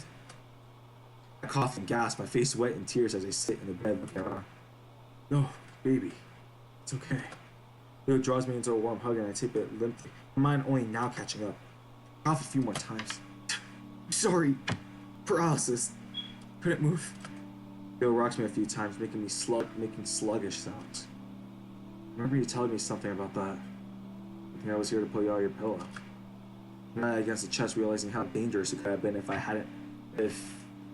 he hadn't been there. I usually came out of paralysis in under a minute, but sometimes I shudder and put back out of the hug, wiping my face.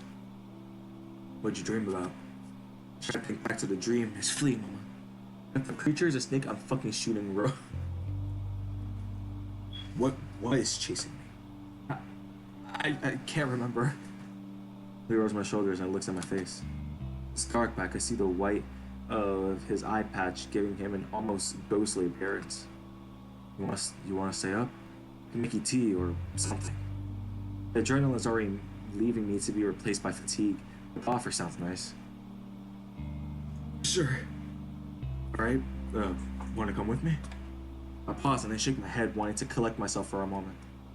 Nah, just give me a second. Alright. Leo leans forward and kisses me on the forehead before leaving me alone in the dark room. I lay back down on my side, trying again to remember what I dreamed about. I was in the woods and something was after me, and it was all about I can recall. The warmth Leo left in the bed quickly has me drowsy again. I'm about to drift off when something pokes me on the foot. I try to ignore it, but the thought of an insect of some kind has reached down and feel it.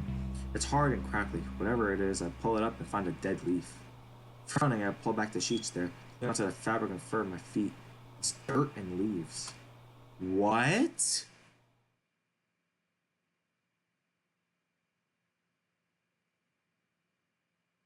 We were in bed? How? What? We were in bed though.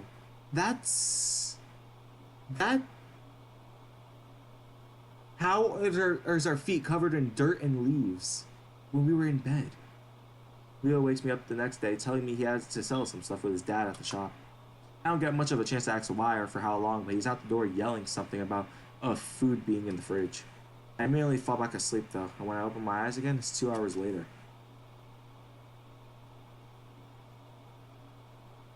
He was texting me half an hour ago. Still at Pop Shop, but I'd be back soon. I think. I saw back down the lump of dread in my throat as I remembered the text messages. I didn't want to confront him. Not one bit. I can't just let it sit. Something has to be said before I leave. I lay around for another 20 minutes before grabbing my phone to browse a bit. That's when I realized I hadn't charged it last night. My battery was just at 25%. I've grown the thumb over my eyes. One day left to do the project. I'm so far behind, though, that I'm not even feeling any anxiety about it at this point. I just resigned. I should have known better, really, that I wasn't going to get anything done with Leo around. I sat at the wall for a while long before I forced myself to sit up. No use lying around. I want to be making my best project, but I didn't mean I couldn't do a few things to make it less terrible. I think it's not paralysis. Something like Stranger Things probably. Oh my god, if it's something like Stranger Things, then this is really fucked up. Food momentarily crossed my mind, but I shrugged it off. I've never been a breakfast person anyways. I am a breakfast person. I'm a breakfast person, but I'm not a morning person. As soon as I leave the house, I notice things are a bit off. Firstly, it's dead quiet. Usually there's some kind of drone, whether it's the wind or a plane overhead. Usually something. No sound of birds either, and those were always chirping in the morning. I stand in the doorway for a bit, feeling a bit vague, sense of tension, electricity in the air. Something building. I shook my head, feeling dizzy. That dream last night fucked me up in all kinds of ways, so it's not surprising that it's probably still messing with me. I'll be glad to be gone from this place tomorrow. Something rustled next to the door draws my attention, and I see Cuds carrying a set of clippers walking across his front yard. I open my mouth to say hi, but I hold back, feeling self-conscious. His brooding nature was a bit intimidating, and I don't know if he's the kind of person who expects a greeting or not. I'm not left to wonder long, though, because he spots me almost immediately and raises his hand. Morning. Oh, hey there. He grunts before setting his attention on a bush in front of him, sizing it up. I stand there awkwardly for a bit longer, wondering if that's the end of our exchange, but he speaks up again. Leo take off? I nod his head at the empty driveway. Oh, yeah, early this morning. I walk down from the porch and walk over to the edge of... over to the porch and over the edge of Leo's lawn, so it doesn't feel like we're yelling at each other. Said something about having to take care of business with his dad. I see. He starts trimming and looks up at me for smiling. You can come on my lawn. It's not like I have an electric fence or anything. Looking down, I see that I'm towing the edge of his immaculate lawn on Leo's side, looking like a little kid.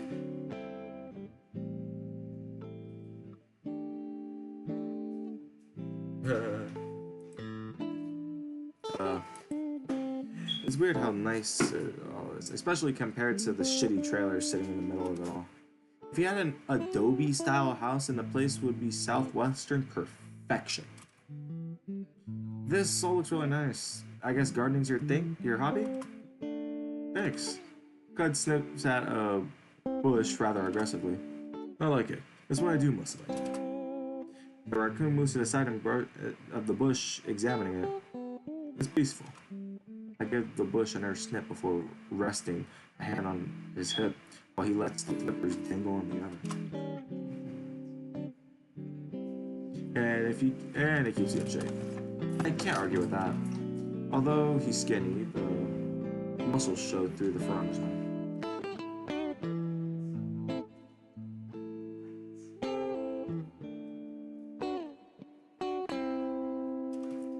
He's probably in the most shape guy I've seen in Echo.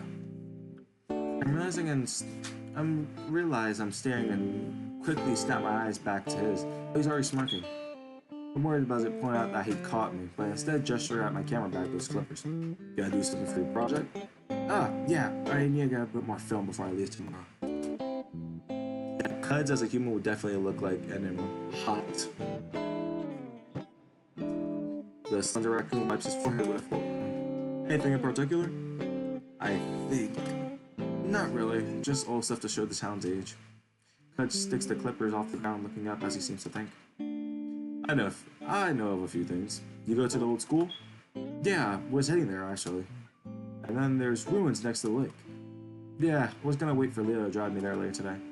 Other than that, there's an old rusted pump in the road, but I don't know if that's actually from Echo's earlier days. It hurt to look. Where exactly is it? Cuds points over my shoulder up the road, down past Duke's house, right before the convenience store. It's kind of hidden back in the brush, but I can take you there. Oh, if that's no trouble. It's fine. I've got plenty of time to do this today. Well, alright, thanks. I shift the bag on my shoulder and stand aside as Cuz tosses clippers beside the bush and starts walking towards the road. I follow him quietly again, feeling awkward under his no-nonsense attitude. So you and Leo get along? Yeah, we're having fun. My mind wanders back to the text messages and my stomach clenches. Good. I've been looking forward to this week for a while now. I was shut up about it last week. And somewhat surprised that it's Cuz filling the silence between us. Not that I mind. He's pretty damn good at it for such a somber guy. I smile. Yeah, that's Leo. He really misses our little pack. Or does he? Cuz huffs a laugh. Wolves. I agree. Wolves. As we walk, I can smell the heavy musk scent coming from the raccoon, mingled with the scent of neutralizer, evidence of a hard day's work. There's something specific about hanging out with another musky creature. It makes you less self-conscious. So I know you hate Payton, but don't you have to go there for work? Back in the day, I had a job studying desert plants after college. Good times. I would definitely put him a few steps above most everyone living in Echo, where a high school diploma is a rare thing. I'm a clerk at a town hall, so no, I pretty much always go here. Always? You have a car? Sold it after I came back. Wow. Don't you have to go out and shop for food? Sometimes. I grow and fish where I can. At the convenience store has a surprisingly good produce section, but otherwise Leo's gives me rides once in a while. Ah, gotcha. Again, I'm curious about what exactly happened in Payton. I'm gonna be gone by tomorrow, and if I don't find the question to be too intrusive. So Sunday the last day? I think Sunday is. So I don't want to be nosy. Let's say my hunter man because turns said towards me. Maybe you shouldn't ask? I stopped me short as I almost stopped walking.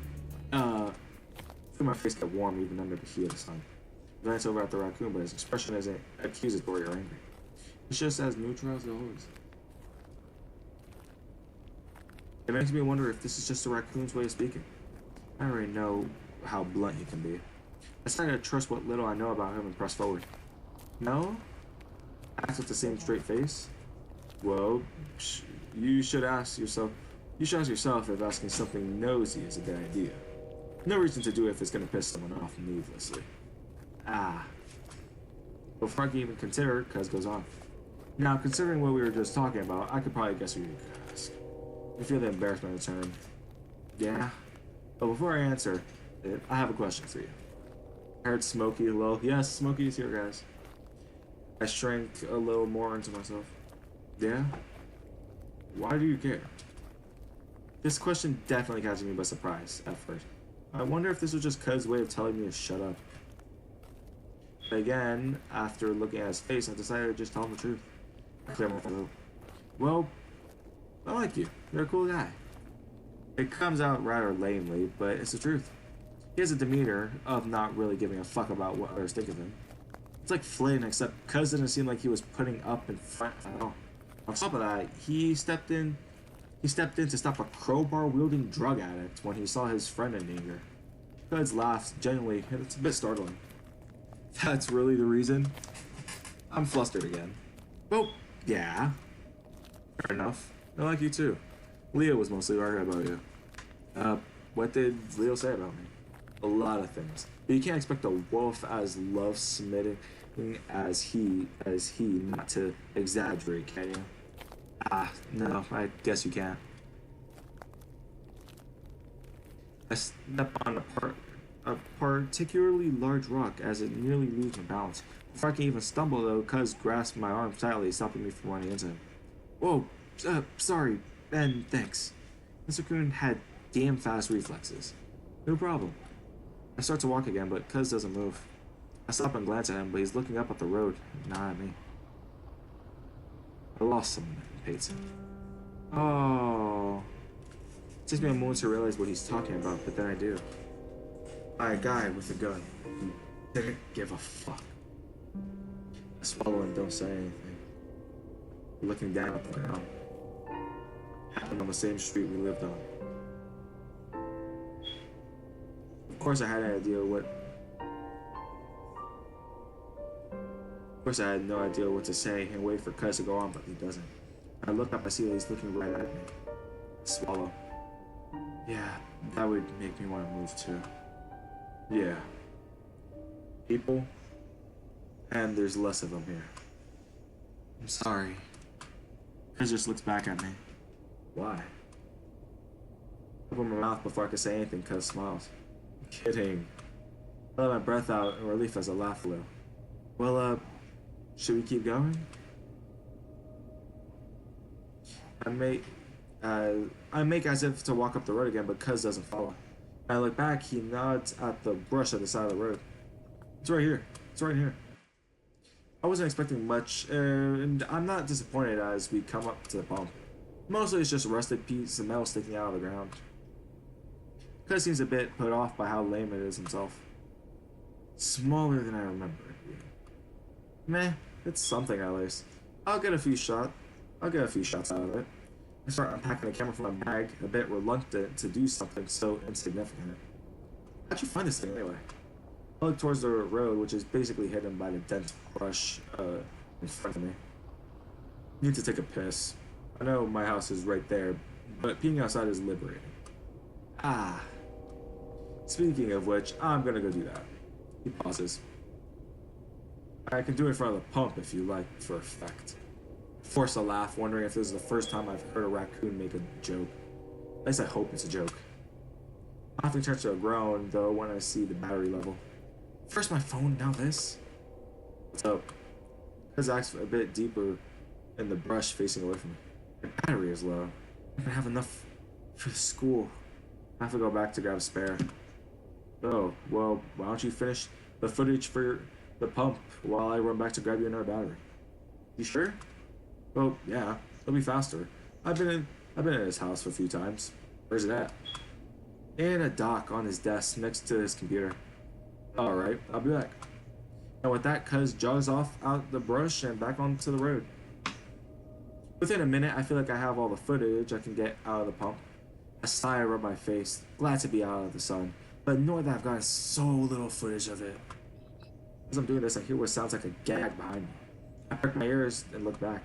I hear it again, but it's softer, more of a grunt this time. I am almost positive that Cuz didn't go that way, but I can imagine who else it'd be. Cuz? Is he? I wonder if maybe he has gotten to me. I know how dangerous heat stroke can be. Getting a little worried, I start moving further into the bush. Here I hear a gag, and it's much louder this time. Good, you alright? I start pushing deeper with a bit more urgency, and not 20 yards in, I come to a clearing. The ground is covered in dead grass, and the sun hits me again with vengeance. I blink furiously, eyes watering in the bright of the clearing and the blazing red behind my eyelids. After a few seconds, I'm able to pry my eyes open. First thing I notice is peeling trailer to the right, pressed into the trees. I have some vague memories of a trailer back here when a grumpy badger used to live. Straight in front of me in the meadow is a dead tree with one dry, gnarled branches that twisted up to the sky. The tree itself would be eerie though, but it's not what under it that stops me dead. It takes me a moment to comprehend what I see. Hanging from the lowest branches up. Oh! Is a body, long and thin, emanating down to the skeleton. I remain rooted to the spot, my mouth hanging open. Disgustingly, my mind immediately goes to the camera. I don't know why. Showing footage of a dead body to the whole class. Either I get an A for being edgy, or I'd fail for showing a fucking dead body. Probably expelled, actually. Feeling my stomach starting to turn, and I'm finally able to take my first step back. But then it moves. It's a quick jerk of one skeleton's hand reaching spasmodically to his neck before slumping back down. With my eyes fully adjusted to the sun, now I recognize the color of the fur, the build of the skeleton-like body. Oh my god, it's Clint! Clint! On unsteady feet, I managed to stumble forward and reach out to Ringtail. Oh my god! Until I could shout Cuz over for help. Somehow, though, he's able to spin and face me, his face expression modified fury. His eyes are almost glowing with how bloodshot they are, and the twisted muzzle covering in drool leaking down the chin to his chest. Get back. Leave. What? Clint, what the hell are you doing? I move forward again, but Clint lashes out with a foot hitting me in the knee. That's when I see his toes touching the ground, at least barely. I stare in confusion and look back up to meet Clint's furious eye. Fucking leave! Spit flies from his muzzle as I take a step back, completely lost for it. Don't. His bulging eyes moves forward to mine, looking over my shoulder as his enraged expression melts, eyes growing wider. Slowly I turn around, my vision is filled with mounded brown fur. My eyes take a moment to draw out the focus. When they do, I realize that I'm actually looking at a huge one even for a bear. Huge, naked, and carrying a long, thin branch. The bear stands in the direction I come from, grinning stupidly at me. Instinctively, I widen stance, looking at my left and right. All reason had seemingly left the land of Echo, and now my brain has left to try to pierce the crazy place together. I watch as a huge tongue sticks out from between the batberry lips. It's a lick though, sliding slantlessly between the grafts of missing teeth. Once he's done with that, he breaks into a grin again, his black lips slimmering under his sun. This a friend, cat? A weird high-pitched Its voice about startled aside. I look back at Clint, who's still struggling to stand on his toes, clenching at the rope now. So hard finding a good switch back there, but now it's worth it if two of us. Huh? The squeak that comes out of my muscles seems to pierce the bear's stubby ears, and he licks his lips again, eyeing me down. I should get going. Sorry about seeing. Words fail me as the bear takes a step forward, and I start sidestepping, preparing myself to make a run for it. The bear makes my stance, and my stomach drops as I see him take another step forward. I change my trajectory and back away instead. This time he doesn't follow me, just grins as he watches me move back into the bushes. The brush. Clint struggles on the end of the rope, twirling around lazily as to try to get a foothold. I get on one last look on his face, spins around before I'm struck by his expression. For a moment, I'm 9 years old again, running behind the buildings on Main Street, probably from imagining foreign agents of some kind. When I hide behind a tree next to Clint's house, I hear him hit the screen door open. For several minutes, I watch Clint breathlessly deep into a rag. I'm too young to understand for some reason, but I know it's not good. When I finally decide to run from my hiding spot, Clint looks up and we meet eyes. His were wide, confused and hurt, just like now. I still, bro, Clint better not die. Not my birthday, bro. Buzz is standing next to the pump when I get back, holding a battery. What? I grab his arm and yank him towards the road. Come on! I mutter under my breath before jogging down the road, Cuz close behind and looking over his shoulder. It's not until we're at the end of the road turning onto Main Street before I'm able to slow myself down and tell Cuz what's happening. Holy shit! That's Brian. Who? Still panting, sweating heavily in the heat after a short jump down the street. Big ass bear that lives in the brush, right? He had a trailer there. I don't know him. And he moved here after I left? I thought the Badger lived in that trailer. I assume so. He was there when I got here. But what the fuck was he doing? What the hell did I just see? My mind is still trying to process it.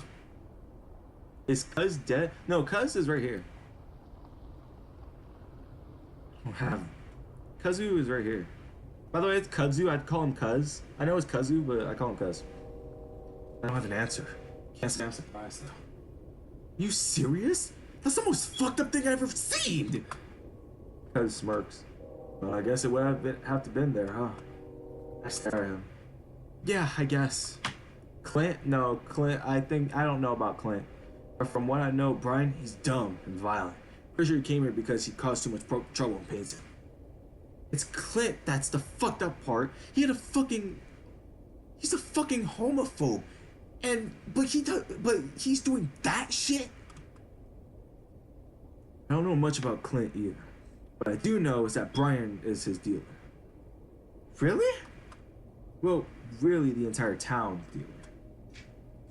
It makes sense that Clint would need one in Echo, considering he was banned from life driving after he got like 3 DUIs. I thought Jeremy did that. Paul told me that's who he gets weed. Cuz shrugs again. I assume Clint is more than just that. Huh. It's becoming clear what kind of relationship Clint and that bear have. I shudder, just wishing that I hadn't had to witness. I already feel bad for Clint, but now?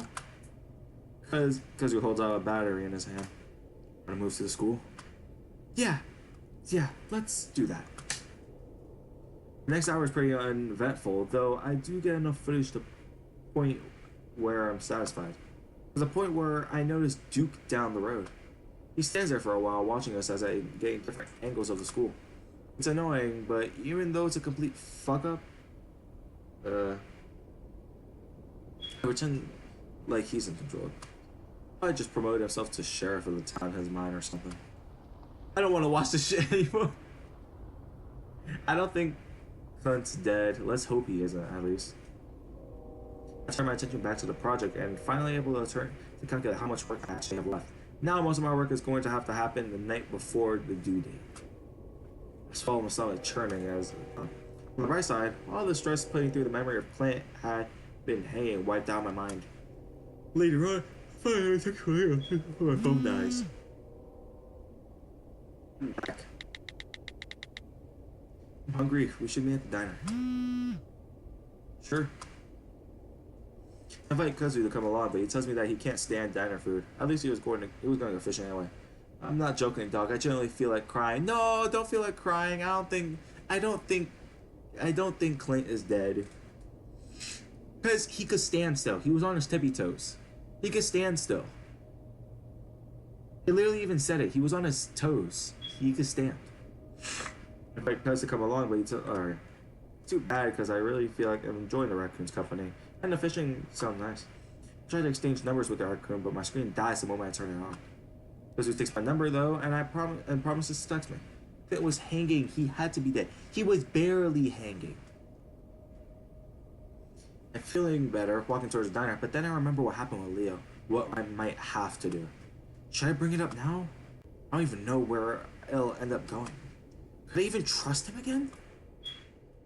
Leo's not at the diner when I get there. I pick a booth towards the back, resting my hand against the patchy cushions, closing my eyes. The week's gone by so fast. It feels like only yesterday that we actually got here. Thinking back, I remember worrying that everything was going to be awkward, that our past would catch up in the worst way possible. And it kind of did. Even if we survived, he's probably going to be finished off. Nah, I doubt it. We didn't fix or talk about anything. That gives me a jolt of realization and sadness. This whole time I've been preoccupied with Leo, and Leo with me. Wasn't Leo the one that was concerned about us? Not keeping the pack together? This send-off feels empty and pointless. It's really the last time I might get to hang out with some of them. Mainly Jenna and TJ. I can't watch this, man. I'm gonna get off. No, Sparks! If Clint is okay, I will let you know, Sparks, but Aw, okay, Sparks.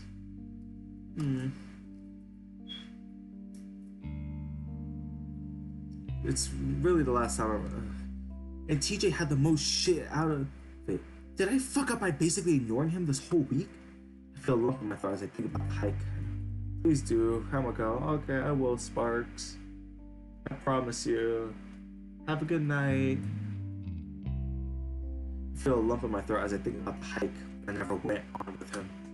Sure, I'd figure out things with Leo, at least temporarily.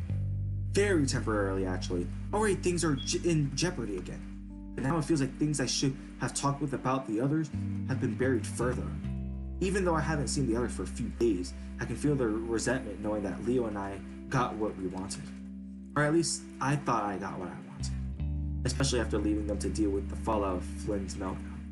And now because of that, it'll be harder to reach the root of the problem. Harder to talk about it. And because of that, we probably never will. A glance at my dead phone reminding me of the complete lack of text from anyone other than Leo. I suppose this is life. Sometimes things are buried and never talked about again. In a way, I guess it's for the best. Sydney's death will die with us. It just sucks that we all carried it. I can't rely on each other for support. I take a deep breath, wondering how long it will take me to process this whole trip. Or maybe even my entire life up to this moment. It's at a point that I noticed Janice hadn't come out to take my order. The diner itself is completely quiet. No old rockabilly coming to the stacky speakers. I look around wondering if maybe the place is closed. I remember a few businesses didn't lock their doors. Mostly because of the neglect of employees, but burglary is somewhat common here. I looked through the plastic window and the swinging door to the kitchen past the counter and noticed that the fluorescent lights are definitely on. In fact, it looks like I can see some movement from the shadows on the wall. I think about getting up and knocking on the door to let them know I'm here, but that's when the front door pushes open. Leo comes in, a big grin on his face. Chula! A twist as he swoops to my side, and I can't help but jerk it away when he kisses on my cheek. I pull back, frowning. Chase? I sigh, not being able to meet his eyes. Leo, I need to talk to you about something. Immediately, I can sense the worry in his eyes. He steps back, watching me. What? Sit down. Why? Leo asks, but sits down anyway. First off, I have to tell him that I looked at his fucking phone, and that's bad enough. I look to the right, heart pounding. Water, what is it? His voice is soft, but I could hear a slight tremble in it. Leo? I looked at your phone. What? I jump as Leo's hackles rise and bare his teeth. It's not an angry reaction, more defensive, fearful. Leo, why the fuck would you do that? I shrink back, looking down as listening to his breathing pick up. I'm sorry, but you know what I saw. Fuck, man. Leo puts a face in his hands, which gives me an opportunity to look up. His ears are down, drooping towards the table. Why did you do that? I waited while Leo continues to hide his face, his body rocking. Not now. Not now what? You can't do this to me. Not after... I didn't do anything. You're the one texting people that I don't give a fuck about them. His head snaps up, and then I can see his eyes glistening. I didn't say that. Just said you were busy. And what you said to TJ.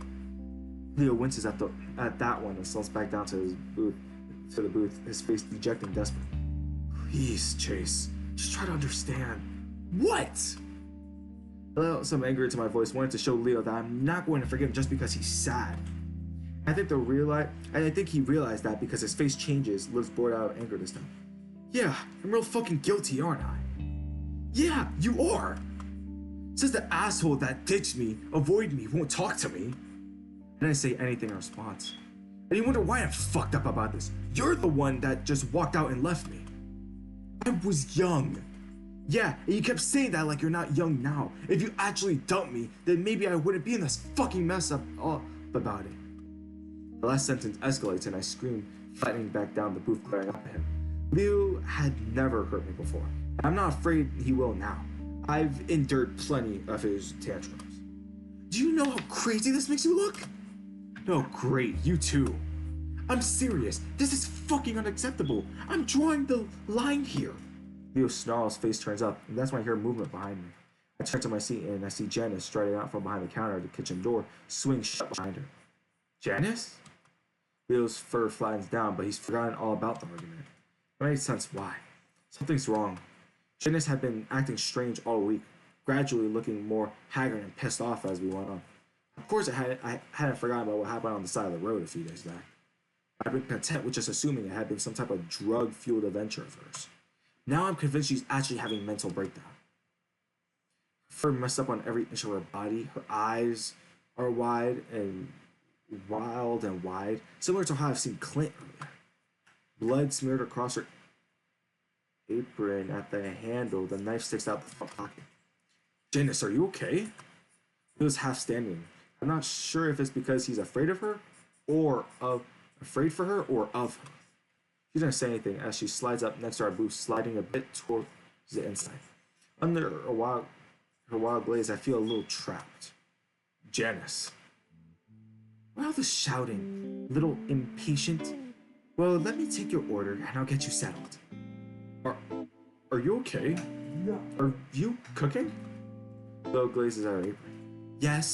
Yes, I'm cooking today. What can I make you? I get the unnerving feeling that she isn't even looking at us. Leo glances back at me, which I respond with a bewildered look at my own. You know, I think we might...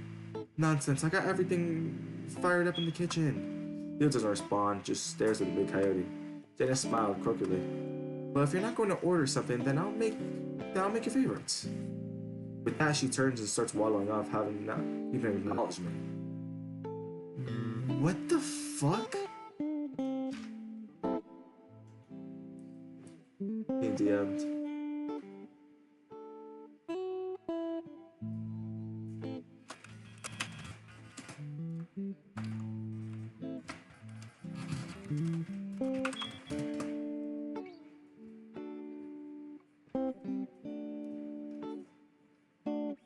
Wishing thought thinking about calling an ambulance for the poor man until I remembered my phone. Let's go over to Leo. Should we leave? Maybe. Leo doesn't move, just stares after Janice. I look around the window to Sunbake Road. Have you noticed that something's off? About Janice? No shit. Not just her, the whole town. I think about mentioning the meadow with Clint and Brian, but I'm still trying to absorb that myself.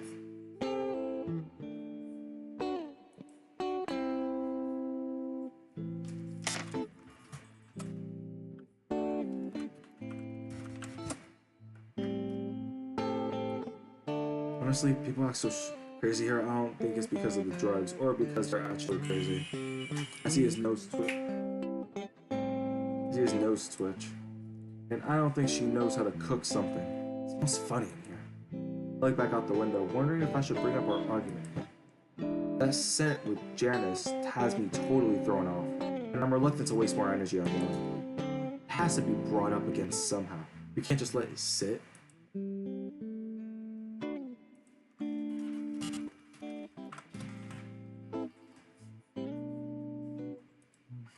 This fucking town. I haven't been paying much attention to it in the past few days, being too infatuated with Leo. Sure, I've seen some weird things, but it seems in my absence everyone's gone to the fucking whack shack. Look at Leo. Have you been noticing any of this weird shit going on? Leo sighs. Again, I never know what's weird or not here. Yes, I've noticed a few things. I frown. Were you just hoping you wouldn't notice? Leo doesn't say anything, instead he goes off staring at the kitchen. Did he really just let me blindly move to this town when he knew everyone was going crazy? Looking out the window, I noticed a figure moving up the street, jogging. A feline. TJ? Is that Tej? Leo glances out the window. Looks like it. Not for a jog, of course. Wolf turns his attention back to the counter as Janice comes out, messy, dribbling milkshake in her hand. Hey, Janice? What are you cooking back there?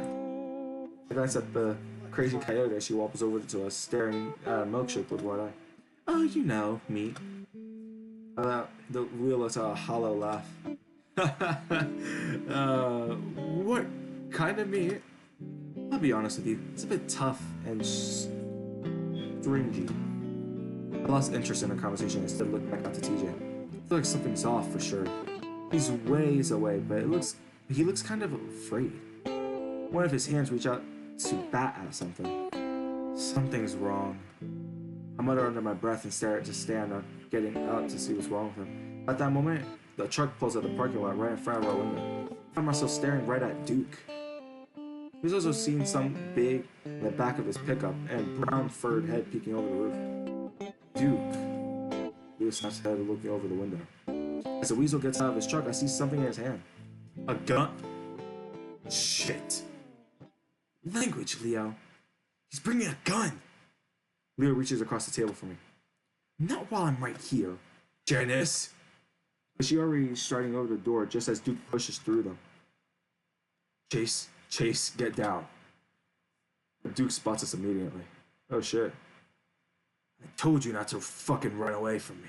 He starts toward our table, but Janice, on her way towards the kitchen, intercepts him. Duke, is that a gun? I am not going to have you bargaining in here, ruining the peace.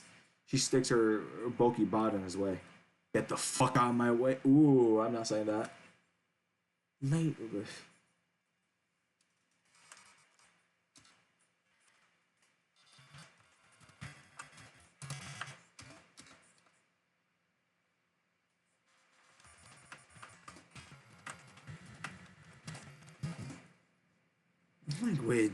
As if Janice doesn't notice that there's a fucking gun being waved around next to her face. I reach out and grab Leo's arm, trying to pull him down. Oh, the police! My phone's dead! Leo slowly sits, then looks around. The only exit is the front. We're trapped. You don't think those fuckers are behind all this? You've been seeing that auto around too, haven't you? I'm not concerned with that anymore. I've made things right. You're not fucking concerned that what happened to our grandparents is happening to us? I won't ask you to leave again. Her voice is threatening from this angle. I can't see her hand, but I can see she's reaching for something. Oh my god. Chase, get down. Leo's voice is bizarrely calm, but as he reaches over to me, I can feel him shake. He presses down my shoulder as I'm about to slide under the table and see Janice move forward. Then, ooh, shit! Put my head under. Shuts and yanks me up, his side covering me with his arms. I hear him breathing heavily into my ear and I stare wide-eyed from under the booth, only to be... Oh... Leo... Oh... Hear otherwise. Then I hear Duke muttering something under his breath, followed by soft padding footsteps. A few seconds later, his legs come into view and his feet turn to face us. I see a gun dangling from one of his hands before he raises it, slowly pointing it at us. I close my eyes. How did this happen? Just 6 ago, Leo and I were arguing about, and I'm about to fucking die? Keep my eyes tight, close, hugging Leo as hard as I can and wait. And nothing happens. I keep my face pressed on Leo's chest, though wondering if I'm already dead. Finally, Duke speaks. Leo, out. Otter, you stay there. I feel Leo hesitate against me, his lips pressing against my ear. It'll be okay. It'll be okay, baby. Just stay here. Slowly, he untangles my arm around him, and then hands up. Oh, shit. Face the wall. Leo hesitates and Duke growls. I ain't gonna fucking kill ya. We're just figuring out what's happening is all. Killing ya doesn't fix anything.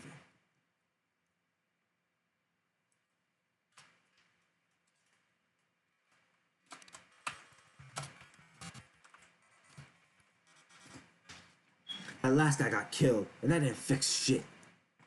You shot Janice? Cause she got in my fucking way. But it doesn't matter. Everything's fucked up now. Leo turns to face the wall slowly. I watch from the space between the table and the booth. What do you want? To fucking fix this town. You started something with this otter. This has all happened before. Dude looks out the window and makes a come on motion with his hand. We're gonna stop it from happening this time. Leo looks it to the left. We fucking killed Janice. Here the wolf's voice breaks slightly. It won't matter in the long run. The door rattles as someone comes in. You got the zip ties? Hands behind your back. Oh shit, no, what? It looks like whoever just came in.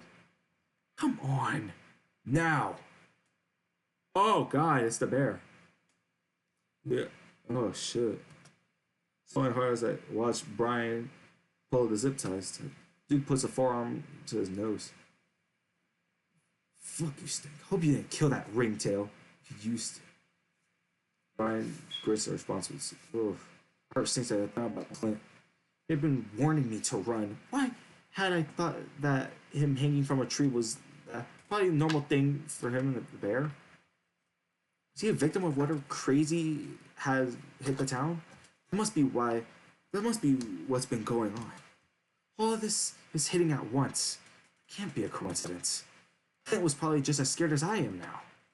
Grab the other and tie him up too. Just stick him in your trailer for now. Oh my god, this is giving me. I'm gonna stop, guys, because this is giving me password day 6. Happy Cyber Monday, Brandon, welcome to the live, but it's about to end soon. This is giving me fucking password day. This is giving me fucking password day 24 path A vibes, guys. So I'm gonna stop here before anything happens. Thank you all so much for watching. Have a wonderful rest of your night, and I think I'm just gonna end it here. I'm not even gonna post this tonight. See you guys later. Bye.